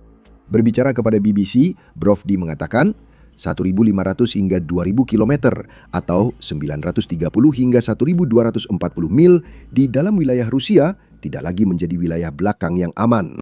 Burung Ukraina yang mencintai kebebasan bisa terbang sesuka hati, namun wilayah belakang yang dekat dengan garis depan di daerah pendudukan itulah yang benar-benar akan membuat Putin khawatir. Jika Rusia sendiri sudah tidak lagi aman, posisi-posisi yang jauh lebih dekat ini berada dalam bahaya, sampai tingkat yang sebelumnya tidak pernah bisa dibayangkan selama perang. Kampanye serangan jarak menengah Ukraina meningkat dalam beberapa bulan terakhir. Aviation Week melaporkan bahwa periode antara Desember 2025 dan Maret 2026 menyaksikan Ukraina meluncurkan 1.588 drone jarak menengah yang secara keseluruhan menyerang 408 target.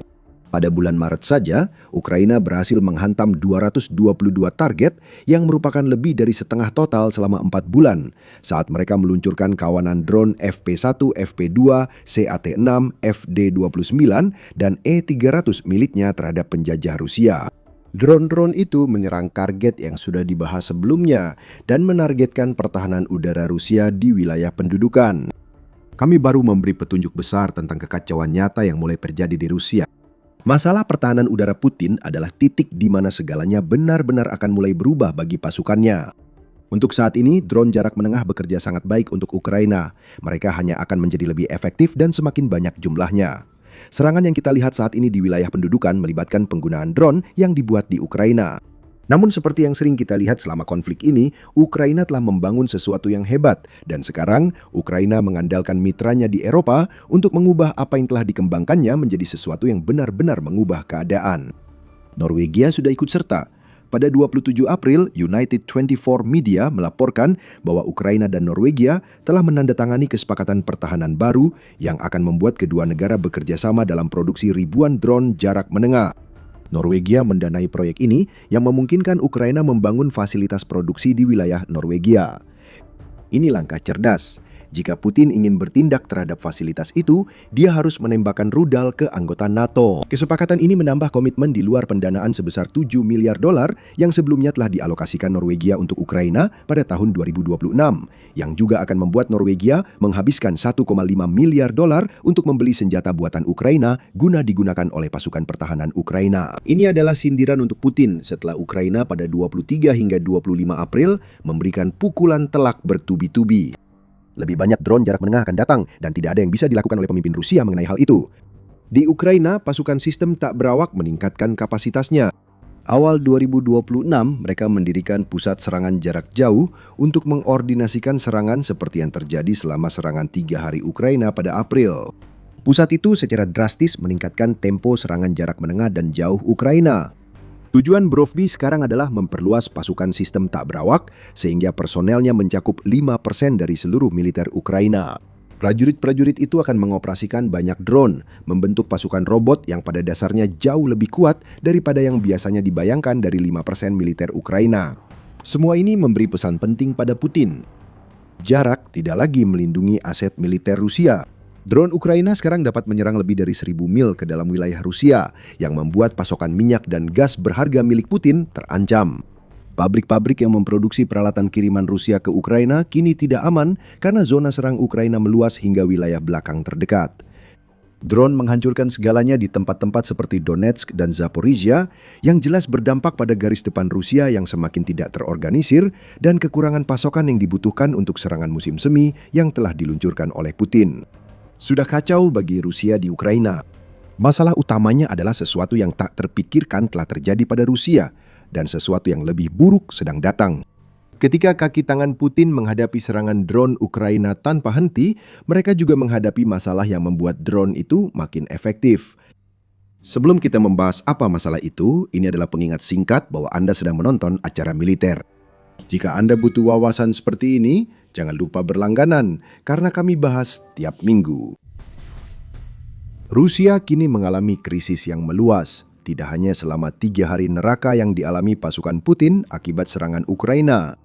Alasan besar mengapa serangan jarak menengah Ukraina sekarang sangat berhasil, selain karena Ukraina telah membangun drone untuk melancarkannya, adalah karena Rusia sedang menghadapi kekurangan besar senjata yang seharusnya menghentikan drone-drone tersebut.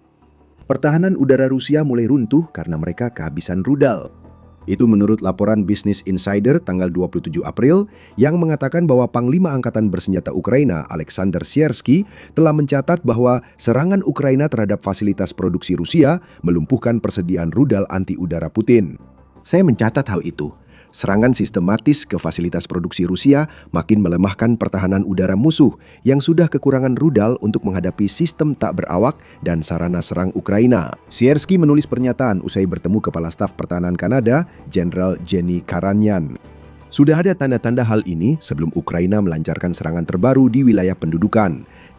Maret lalu, United 24 Media melaporkan Rusia tengah mengalami krisis rudal anti pesawat. Laporan ini muncul saat Ukraina tengah menjalankan kampanye pembebasan wilayah yang memecahkan rekor, merebut kembali lebih banyak wilayah daripada yang hilang ke Rusia pada akhir Februari. Keberhasilan ini terjadi karena Ukraina berhasil menyerang wilayah belakang pasukan Rusia yang menopang unit-unit penyusup Rusia yang tersebar yang sedang membangun pertahanan di zona abu-abu luar garis depan. Kekurangan Rusia terutama pada platform pertahanan udara lama seperti Pantsir di Ukraina. Namun, masalah terjadi di banyak tempat, seperti diungkapkan blogger militer Rusia Rybar dalam postingannya. Rybar mengatakan membuat puluhan ribu rudal Pantsir dari nol secara fisik tidak mungkin dilakukan. Ia menambahkan, kampanye drone jarak menengah dan jauh oleh Ukraina kini memberi tekanan lebih besar pada pertahanan udara Rusia. Saat kampanye jarak jauh juga menyerang fasilitas produksi rudal anti pesawat dan komponennya, masalah pun makin bertambah.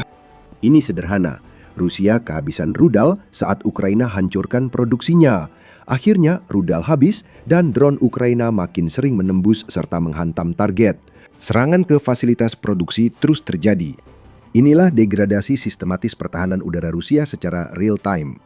Dan para penjajah di Donetsk, Luhansk, Zaporizhia, bahkan di tempat-tempat seperti Crimea merasakan akibatnya saat serangan dilakukan oleh drone yang kini sudah tidak bisa dihentikan lagi.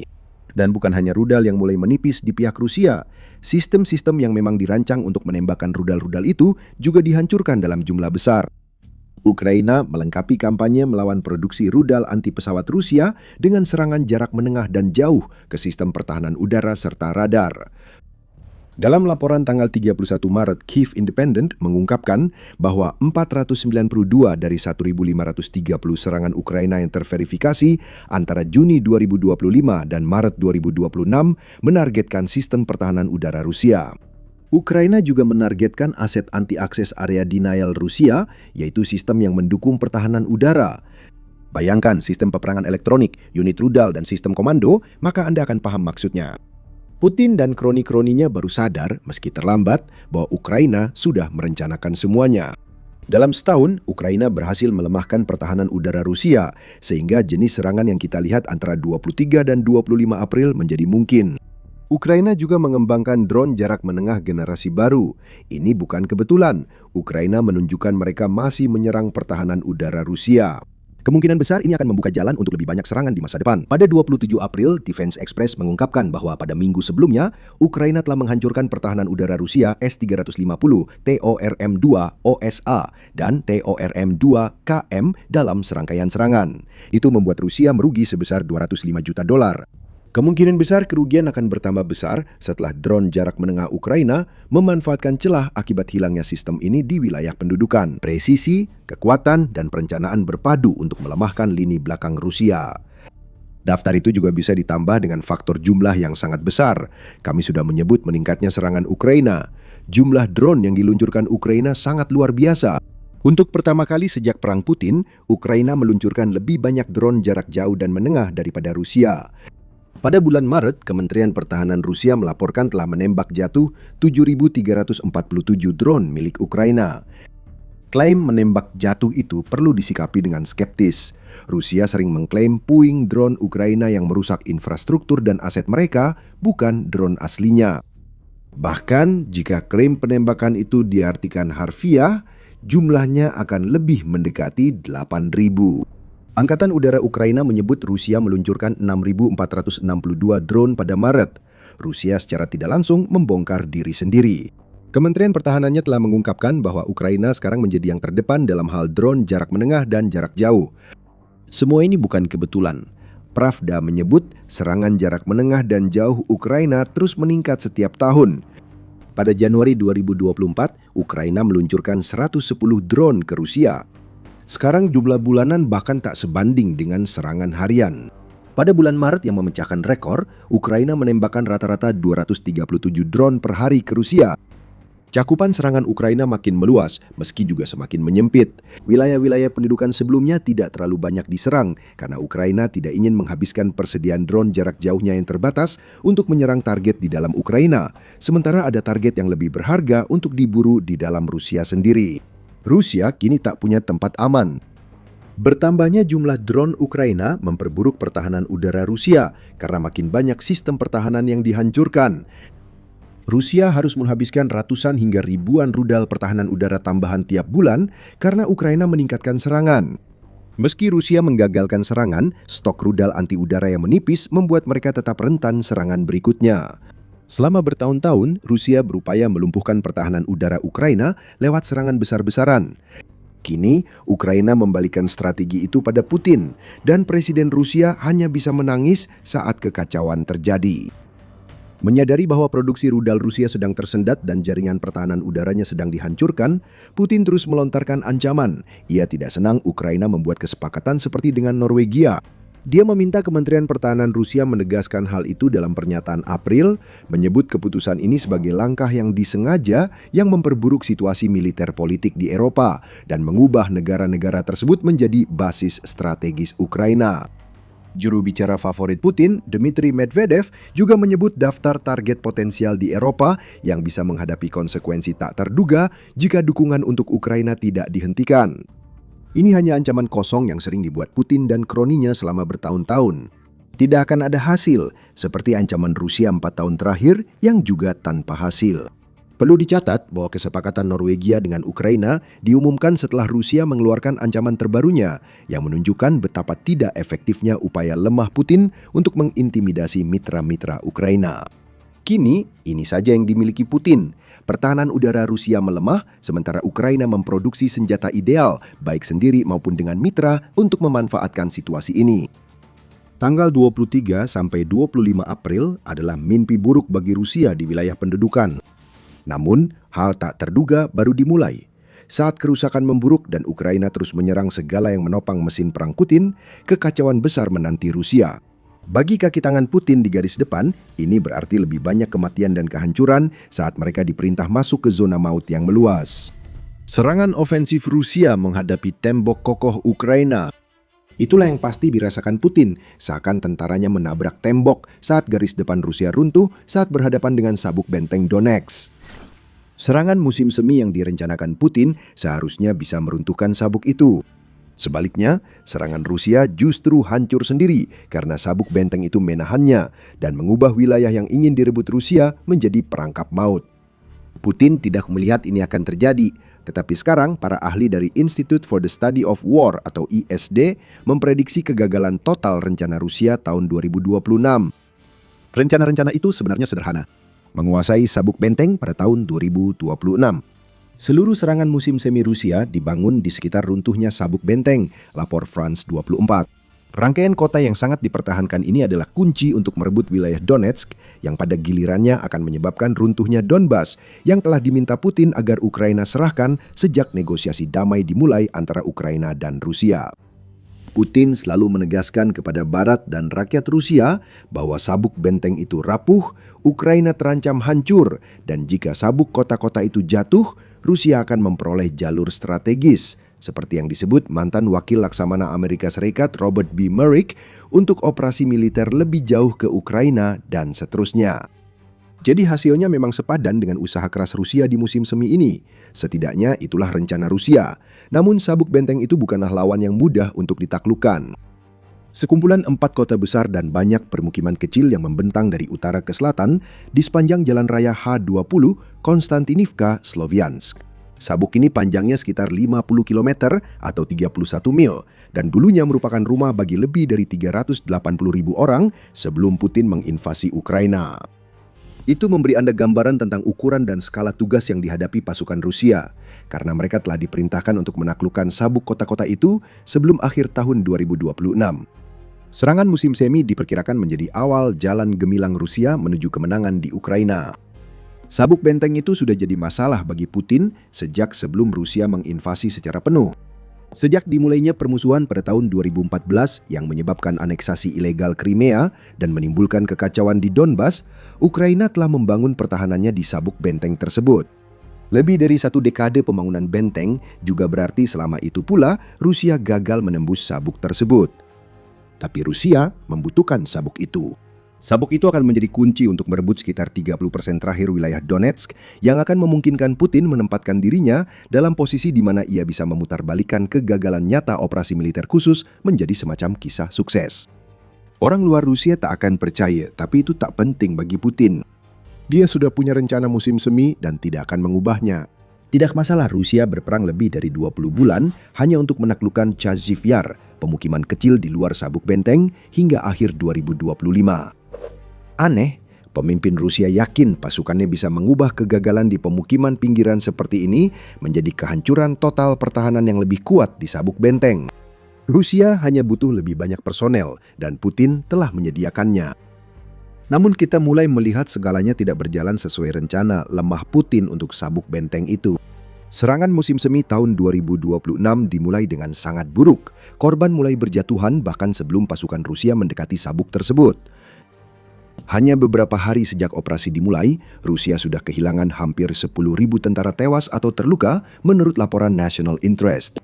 Kampanye Rusia untuk meruntuhkan sabuk benteng juga memecahkan rekor, namun dalam arti terburuk. Pada 17 Maret, Rusia kehilangan 1.710 tentaranya hanya dalam 1 hari, yang merupakan jumlah tertinggi yang tercatat sepanjang tahun 2026 sejauh ini. Kami akan menekankan 2 kata terakhir itu sejauh ini. Rusia akan mengalami hal lebih buruk karena strategi Putin gagal berkembang dari sekedar melempar lebih banyak pasukan tumbal ke garis pertahanan Ukraina. Kerugian awal ini menunjukkan serangan musim semi dimulai buruk, membuat tujuan meruntuhkan sabuk benteng masih jauh. Blogger militer dan propagandis Rusia mulai berbalik melawan Putin, seperti akan Anda temukan jika tetap bersama kami. Namun disinilah segalanya mulai berubah, dari serius menjadi bencana bagi Putin dan rencana sabuk bentengnya. Kerugian-kerugian ini setidaknya masih bisa diterima oleh seseorang yang sekejam dan sebodoh secara taktis seperti Putin, jika kerugian itu dibayar dengan keuntungan wilayah di sepanjang sabuk benteng. Namun, keuntungan itu tidak terjadi. Dan pakar ISW serta pengamat militer Ukraina, Konstantin Mashevets, menjelaskan apa yang sebenarnya kita lihat di lapangan. ISW melaporkan, Mashevets mengklaim Rusia mengerahkan unsur dari Angkatan Darat Gabungan Ketiga untuk menekan sabuk benteng Donetsk. Saat ini para tentara itu sedang bertempur melawan Ukraina di dekat Zahitna dan Kryvyi Luka, yang keduanya terletak di sebelah timur Sloviansk yang berada di ujung utara sabuk benteng tersebut. Situasi di wilayah itu tidak menguntungkan Rusia. Meski pasukan Putin sempat maju sedikit awal Maret, serangan terhenti pada 29 Maret karena kaki tangan Putin gagal maju selama seminggu menurut laporan ISW. Artinya, hampir tidak ada pergerakan sejak 22 Maret dan situasi Rusia makin memburuk. Di arah Konstantinivka, yang mungkin Anda ingat sebagai ujung lain dari sabuk benteng, Rusia telah mengerahkan Korps Angkatan Darat Ketiga dan Angkatan Darat Gabungan ke-8 milik mereka. Mereka bahkan lebih buruk dari Angkatan Darat Gabungan Ketiga. Sementara Angkatan Darat Ketiga setidaknya berhasil membuat beberapa kemajuan sebelum menemui tembok kokoh Ukraina, pasukan yang dikerahkan Putin di ujung selatan sabuk benteng bahkan belum berhasil melakukan itu. Entah kenapa, mereka bergerak lebih lambat dari Angkatan Darat Gabungan Ketiga, membuat Putin dalam situasi sulit. Rencananya menyerang sabuk benteng dari kedua ujung. Itu tidak mungkin terjadi jika pasukan di salah satu ujung bahkan belum mendekati posisi yang dibutuhkan Rusia. Rusia sedang mencoba melakukan satu-satunya hal yang mereka tahu untuk mengatasi masalah sabuk benteng yang sedang mereka hadapi. Lebih banyak personel akan membawa kemenangan, menurut Putin. Meski itu berarti lebih banyak pemuda Rusia hancur oleh pertahanan Ukraina. Mashevets menyatakan di Facebook pada 29 Maret bahwa Rusia terpaksa mulai menarik pasukan dari apa yang ia sebut sebagai cadangan mobilisasi di wilayah pendudukan Donetsk dan Luhansk.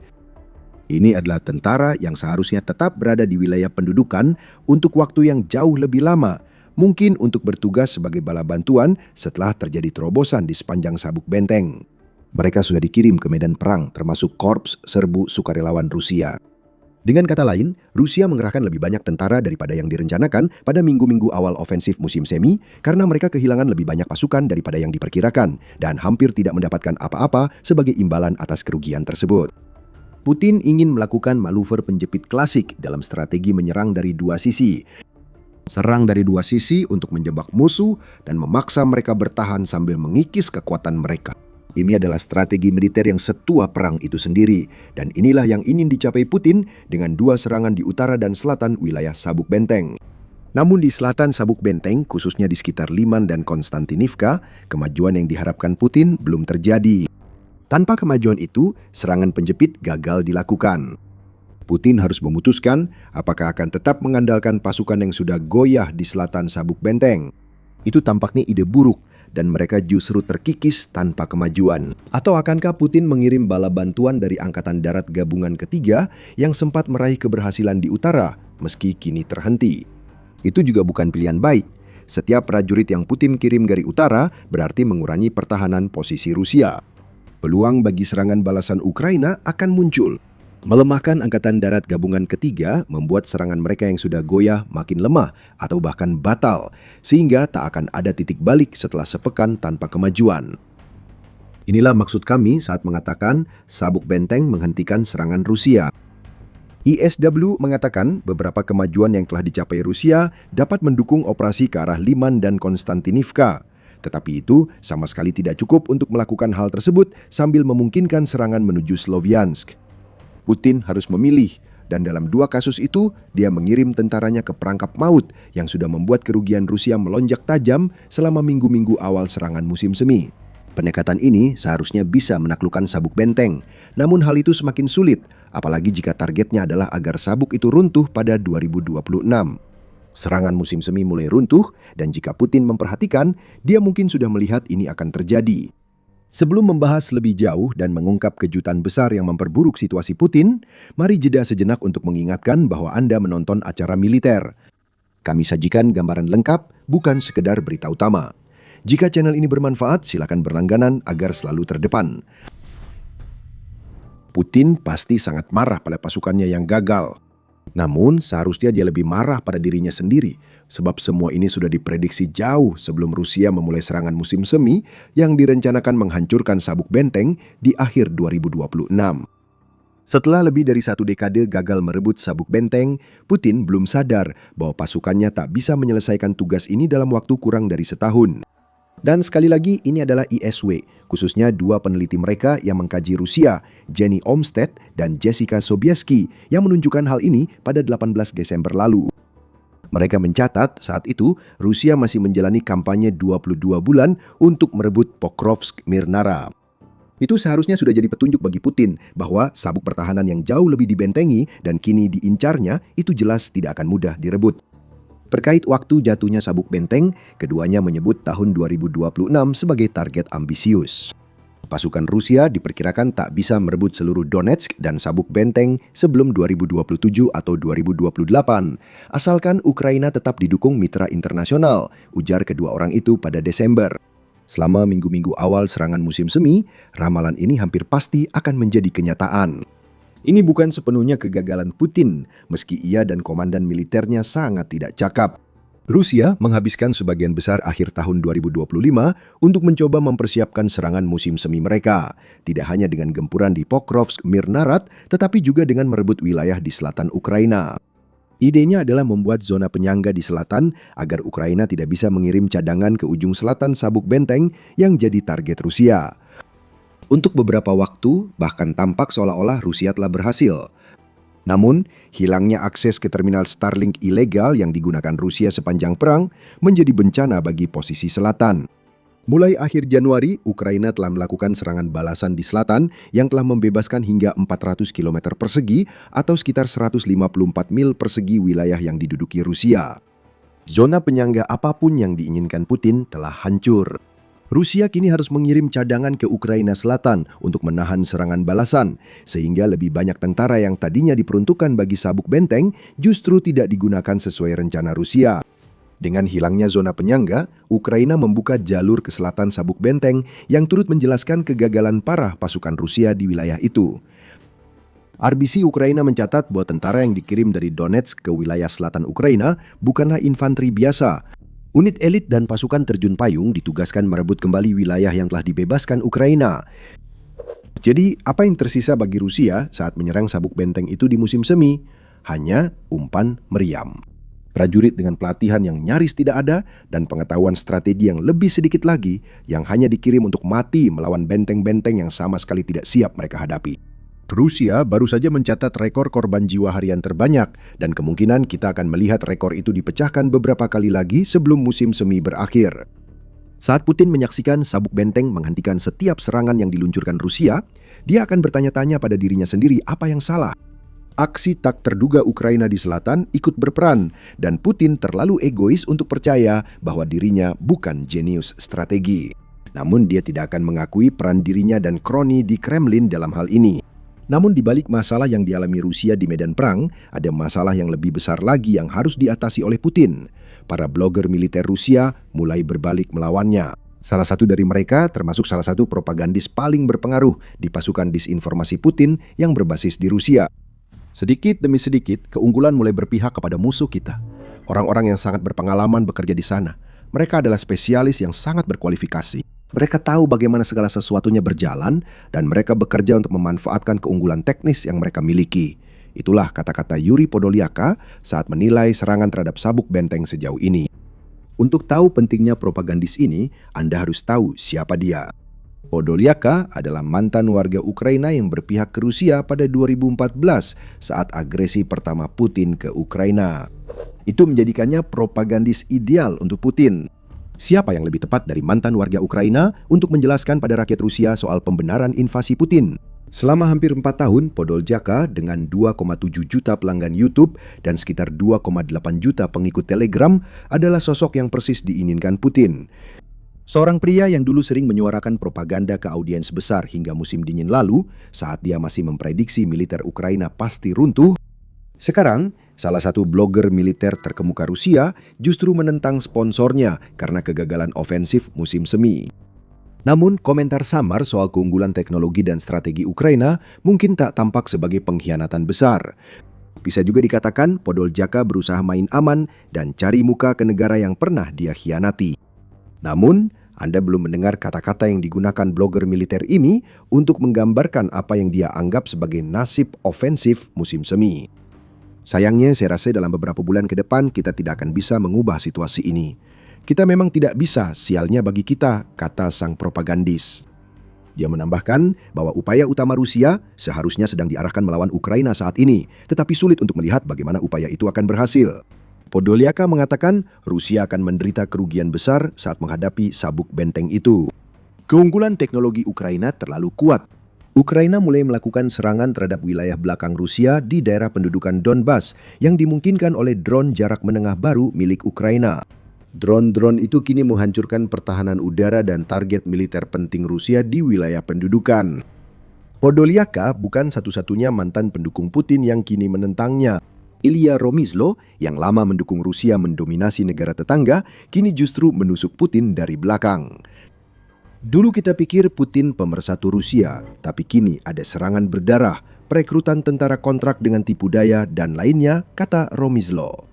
Dia menyebut invasi Putin sebagai perang buntu yang bisa berlangsung 1 dekade lagi hanya demi memuaskan ego seorang pria yang tak mau menerima bahwa ia gagal mencapai satu pun tujuannya.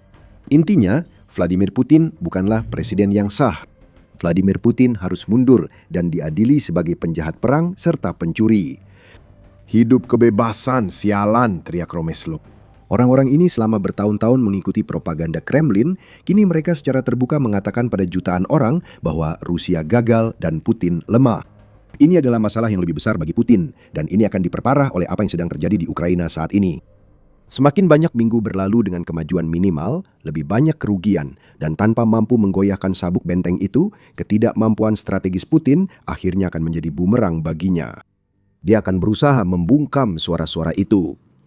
Menjelang akhir 2025, Kremlin mulai menindak blogger militer Rusia, dan sejak itu Putin mengambil langkah menutup akses internet sehingga hanya sumber yang disetujui dan dikendalikan negara yang bisa diakses.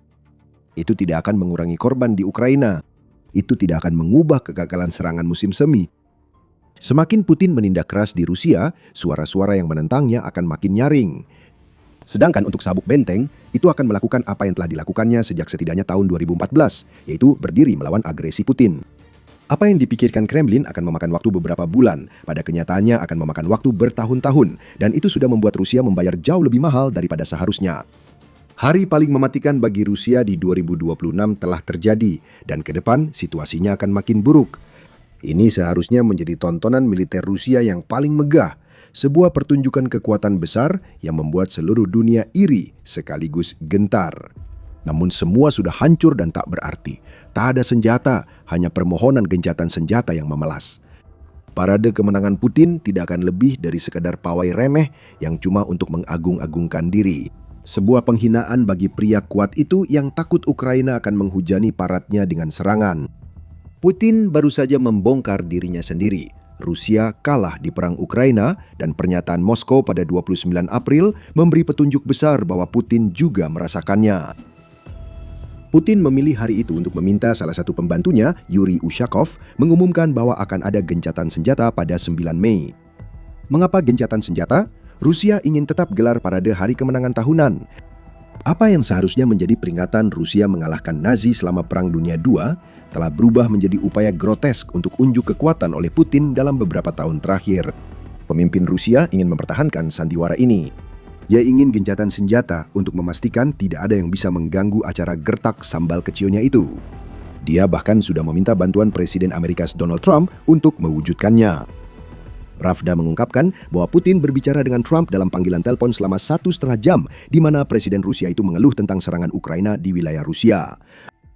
Putin kemudian mengatakan bahwa dia menginginkan gencatan senjata untuk paradenya dalam upaya transparan agar Amerika berpikir bahwa dia ingin menghentikan permusuhan karena dia ingin mengakhiri perang. Itu bukan yang diinginkan Putin, dia takut pada Ukraina. Dia takut Ukraina menyerang paradenya dengan rudal, sehingga berusaha mencari gencatan senjata dengan segala cara. Ada banyak alasan Putin ingin perang ini segera berakhir. Sebelum membahas alasan-alasannya, Presiden Ukraina Volodymyr Zelensky sudah melihat jelas upaya Putin memanipulasi dan membujuk. Ini tidak lain hanyalah keputusasaan dari pemimpin Rusia saat ia berusaha mempertahankan sebuah acara yang ia gunakan untuk membangun citra dirinya sebagai orang kuat. Mereka ingin parade berlangsung tenang beberapa jam, lalu melanjutkan serangan. Kami tidak ingin gencatan senjata dijadikan tipu muslihat taktis oleh Federasi Rusia, kata Zelensky menanggapi tuntutan Putin. Rusia di pihaknya mengklaim bahwa mereka tidak memerlukan kesepakatan apapun dari Ukraina untuk menerapkan gencatan senjata mereka. Juru bicara favorit Putin, Dmitry Peskov, pada 30 April menyatakan bahwa ini adalah keputusan kepala negara Rusia dan akan dilaksanakan. Namun semua orang pasti berharap reaksi serupa dari rezim Kiev dalam bentuk niat yang sesuai. Sampai sekarang belum ada. Permainan khas dari Rusia menutupi rasa malu dengan klaim bahwa Ukraina yang bersalah. Semua ini dilakukan bukan karena Putin benar-benar menginginkan gencatan senjata. Putin takut. Dia tahu bahwa Ukraina memiliki kemampuan untuk menyerang Moskow dan mereka bisa menggunakan kemampuan itu saat parade hari kemenangan miliknya. Rusia juga punya motif tersembunyi untuk umumkan gencatan senjata demi parade ini. Saat ini, bagi yang masih ingat baik, mungkin sudah mulai mengingat tahun 2025. Menjelang parade hari kemenangan tahun lalu, Putin juga menyatakan hal serupa soal gencatan senjata, kembali berupaya melindungi paradenya dari serangan. Ada gema tahun 2025 dalam tuntutan Putin tahun 2026. Tapi tahun ini, ada sesuatu yang berbeda dari hari kemenangan. Pada tahun 2025, Putin memang mengadakan pertunjukan semegah mungkin, bahkan ketika militer Rusia sedang dihancurkan di Ukraina. Pada peringatan ke-80 parade hari kemenangan, Putin mengundang pejabat tinggi dari seluruh dunia. Presiden Tiongkok Xi Jinping menjadi tokoh utama di antara 27 pemimpin dunia yang menurut Rusia akan berbagi panggung dalam acara itu. Ulang tahun yang begitu penting ini juga membuat Rusia mengerahkan segala upaya untuk membuat parade tersebut berkesan. Rusia berhasil memamerkan sekitar 150 kendaraan militer pada tahun 2025 termasuk tank. Itu cukup mengejutkan karena tank-tank tidak hadir dalam 2 tahun sebelumnya di parade tersebut karena mereka terlalu sibuk dihancurkan di Ukraina. Putin berhasil memamerkan tank-tank yang awalnya ia khawatirkan untuk dikirim ke Ukraina dalam parade 2025 bersama 11.000 tentara yang mungkin menikmati sehari istirahat sebelum akhirnya dikirim ke zona maut Ukraina. Hari kemenangan 2025 bukan pertunjukan kekuatan militer Rusia yang paling mengesankan, namun kehadiran para pemimpin dunia, tentara, dan perlengkapan tetap memberi kesan bahwa Rusia masih punya kekuatan dan pengaruh global. Lalu kita sampai pada parade tahun 2026 dan segalanya telah berubah. Putin kembali meminta gencatan senjata seperti tahun 2025. Namun kini, ia tak lagi didampingi pejabat terhormat yang bisa dijadikan tameng dari serangan Ukraina. Xi dan kelompoknya berada di Rusia untuk hari kemenangan 2025 karena Putin yakin Ukraina takkan mengambil resiko serangan yang bisa memicu konflik dengan negara lain. Pada 2026, kemungkinan tak ada pemimpin-pemimpin besar dunia yang hadir. Putin sendirian. Dan untuk memperburuk keadaan bagi Presiden Rusia, gencatan senjata yang dia usulkan tidak melindungi parade besar seperti yang kita lihat pada tahun 2025. Itu hampir tidak melindungi apa-apa. Rusia hampir tidak akan punya apapun untuk dipamerkan pada hari kemenangan 2026. Reuters melaporkan bahwa hari kemenangan 2026 tidak akan menampilkan senjata Rusia sama sekali di jalanan. Kita tidak akan melihat tank dan kendaraan lapis baja melintasi jalan-jalan Moskow. Tidak akan ada unit artileri atau sistem pertahanan udara yang dipamerkan dengan bangga. Bahkan rudal balistik antar benua yang pernah dipamerkan Rusia di tahun-tahun sebelumnya pun tidak akan muncul. The National Interest mencatat, Rusia juga tak akan mengirim taruna sekolah militer atau institusi serupa untuk berbaris di parade itu. Dan masih belum jelas berapa banyak personel militer Rusia yang sebenarnya akan ikut serta. Satu-satunya hal yang diyakini semua orang akan terjadi adalah beberapa jet tempur Rusia akan melakukan aksi terbang lintas. Ini seharusnya ajang unjuk kekuatan militer Rusia, tapi Putin tidak memamerkan apapun yang telah dibuat Rusia. Tak bisa dimungkiri, ini adalah penghinaan bagi Putin di berbagai tingkatan. Pertama, dia harus memohon gencatan senjata, bahkan berbicara dengan Trump untuk meyakinkan AS Serikat menekan Ukraina agar tidak menyerang paradenya yang menyedihkan. Kedua, pikirkan tentang apa yang seharusnya dilambangkan oleh parade Hari Kemenangan di Rusia. Ini adalah acara terpenting di kalender militer Rusia, hari merayakan ketika Rusia melawan ancaman nyata dan menang. Ya, Putin sudah lama memanfaatkan parade itu untuk kepentingannya. Ini telah menjadi acara unjuk kekuatan militer seperti halnya acara lainnya, tetapi tetap memiliki makna simbolis dan memang dimaksudkan sebagai tontonan. Kini hanya beberapa jet terbang di atas dan sedikit tentara berbaris muram, sementara Putin atau salah satu pemeran penggantinya menyaksikan dalam diam. Ini bukan Rusia kuat seperti yang diinginkan Putin. Ini adalah pengakuan kegagalan. Sinyal dari Putin bahwa invasi panjang ke Ukraina membuat Rusia kehilangan banyak hingga tak mampu mengadakan parade Hari Kemenangan seperti biasanya. Apa yang kita saksikan di sini sangat besar. Hari Kemenangan 2026 akan jadi kali pertama dalam hampir 2 dekade tanpa peralatan militer di Lapangan Merah Moskow. 18 tahun lalu, itu hal normal. Parade itu untuk merayakan kemenangan atas Nazi, bukan pamer kekuatan militer. Sejak 2008, Vladimir Putin memerintahkan pameran peralatan militer. Setelah 18 tahun, peralatan itu ditarik. Ada banyak alasan hal itu terjadi.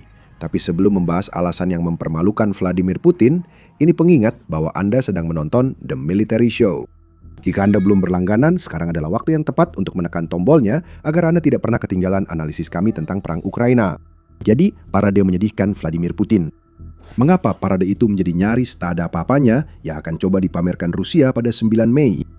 Juru bicara Vladimir Putin berusaha menepis semua itu dengan berbagai alasan. Kementerian Pertahanan Rusia menyatakan situasi operasional menjadi alasan peralatan militer tidak dipamerkan saat Hari Kemenangan 2026. Artinya, perlengkapan kami hancur di Ukraina dan kini tak ada lagi yang bisa dipamerkan.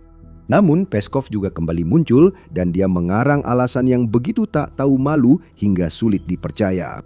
Rezim Kiev yang terus kehilangan wilayah di medan perang kini melancarkan aktivitas teroris skala penuh, sehingga semua langkah diambil untuk meminimalkan bahaya. Peskov mengatakan kepada para wartawan ketika ditanya tentang parade tersebut, "Benarkah, Peskov, Anda menggunakan alasan terorisme yang katanya itu?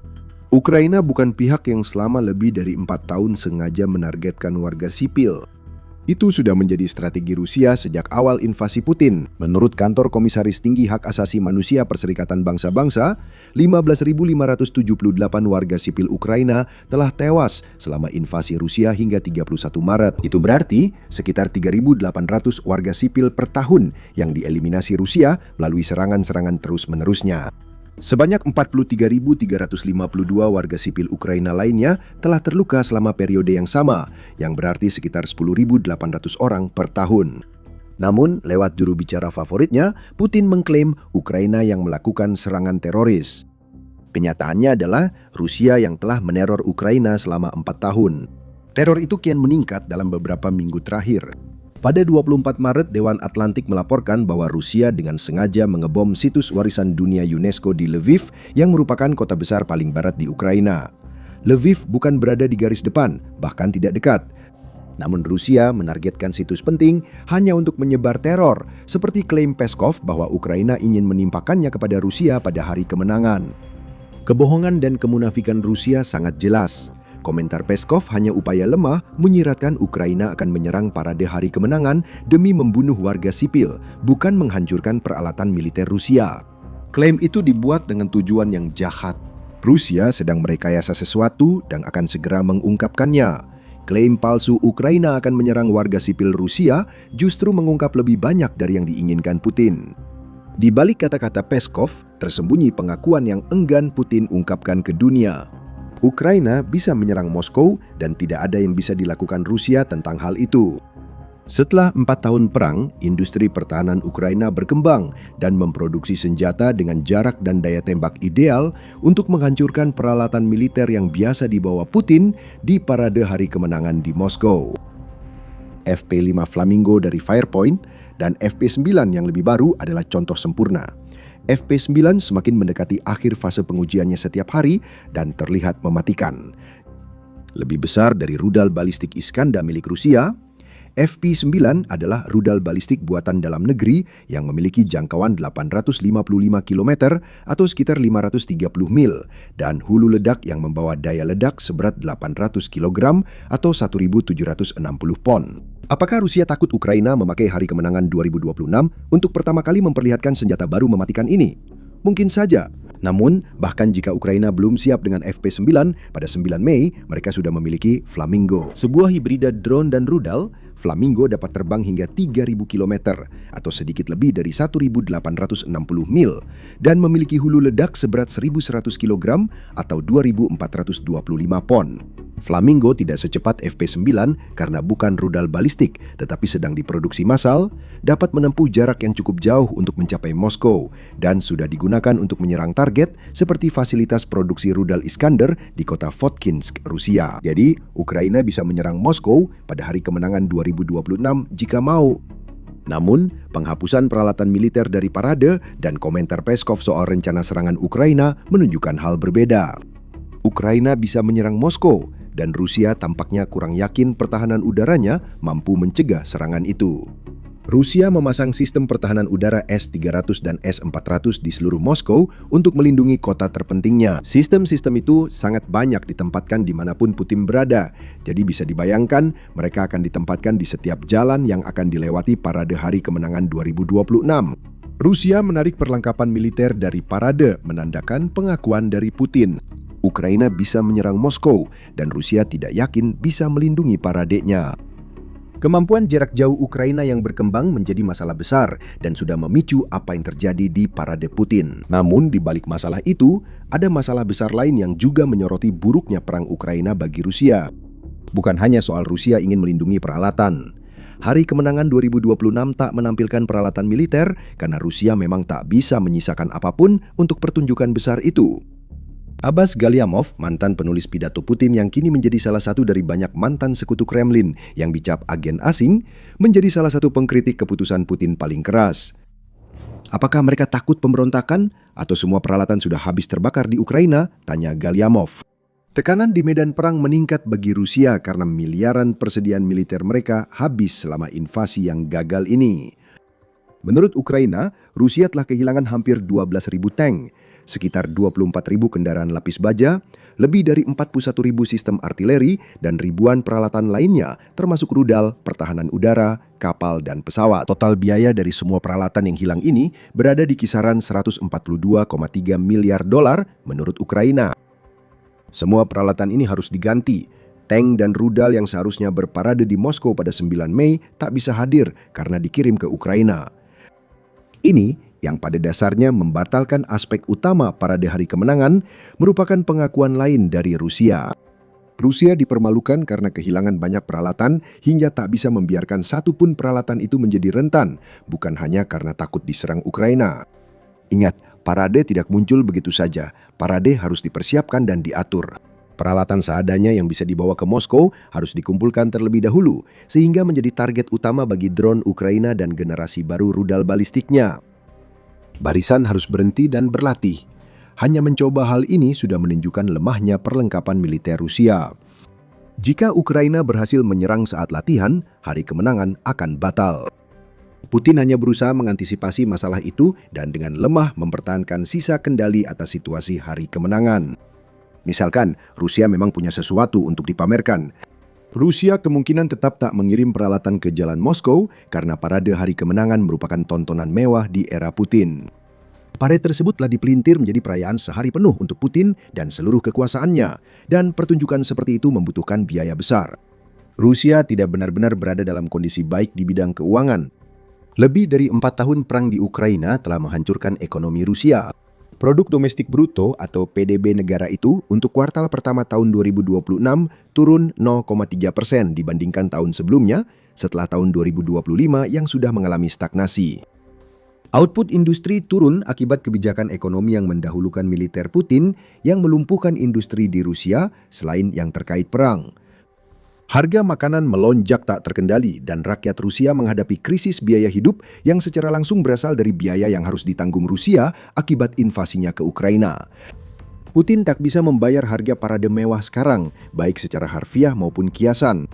Jika dia menghamburkan uang pada hari kemenangan, dia akan menghadapi banyak orang yang bertanya mengapa mereka bahkan tidak mampu membeli kebutuhan pokok untuk bertahan hidup. Meminta gencatan senjata tak akan menghentikan penghinaan yang akan datang. Bahkan jika parade kemenangan berjalan lancar, itu akan menjadi tontonan kosong yang menyedihkan dibandingkan dengan apa yang pernah dipertontonkan Putin di masa lalu. Namun di sini, faktor yang lebih berbahaya mungkin mulai berperan dan mengejutkan semua orang. Rusia tampaknya berharap pada sesuatu yang sudah melampaui batas, terlihat dari komentar Peskov soal Ukraina yang disebut meneror Rusia. Pikirkan ini, tidak ada peralatan militer di Moskow pada 9 Mei, namun ribuan warga sipil tetap memenuhi jalanan untuk memuaskan ego besar Putin, meski ia gagal menggelar parade yang menunjukkan kekuatan negaranya. Rusia tahu akan ada rakyat yang hadir meskipun mereka tidak memiliki kekuatan, dan mungkin saja mereka berharap Ukraina akan melancarkan serangan yang bisa menewaskan warga sipil pada hari kemenangan. Rusia mungkin sedang memasang jebakan untuk Ukraina dengan harapan bahwa mereka akan meluncurkan rudal atau drone ke Moskow pada 9 Mei. Jika itu terjadi dan warga sipil terluka, Putin bisa menunjukkan apa yang diklaim sebagai bukti bahwa Ukraina adalah pihak agresor. Dia akan memanfaatkan insiden ini untuk menekan Ukraina agar memenuhi keinginan Rusia dalam negosiasi damai. Dia akan memanfaatkan insiden itu untuk memanipulasi negara lain, khususnya Amerika Serikat, agar mendukungnya. Rusia mungkin memasang umpan, tapi kami yakin Ukraina tak tergoda. Tanpa aset militer yang bisa diserang, Ukraina diperkirakan membiarkan parade hari kemenangan menjadi simbol kegagalan Putin seperti saat ini. Mengapa Ukraina perlu menyerang target tanpa nilai militer? Mereka sibuk menghancurkan peralatan Rusia di tempat lain. Kamu sudah lihat banyak peralatan Rusia yang terbakar dalam perang melawan Ukraina. Baru-baru ini, staf umum Angkatan Bersenjata Ukraina mengumumkan bahwa Ukraina telah menghancurkan 1.300 sistem robotik darat milik Rusia hingga awal Mei. Hanya pada tanggal 2 Mei saja, Rusia kehilangan 76 sistem artileri, 283 kendaraan dan truk tangki bahan bakar, 2.200 drone, dan 12 robot darat di dalam wilayah Ukraina. Dan pada tanggal 1 Mei, muncul berita bahwa Ukraina berhasil melakukan serangan drone terhadap lapangan udara Shargol milik Rusia yang merusak 4 pesawat, termasuk jet tempur Su-57 dan Su-34. Menurut Ukraina, Putin hanya bisa menggelar parade hari kemenangan yang kecil dan memalukan. Sementara Presiden Rusia berusaha mempertahankan apa yang kini menjadi monumen untuk egonya sendiri, Ukraina akan terus saja menghancurkan peralatan milik Rusia.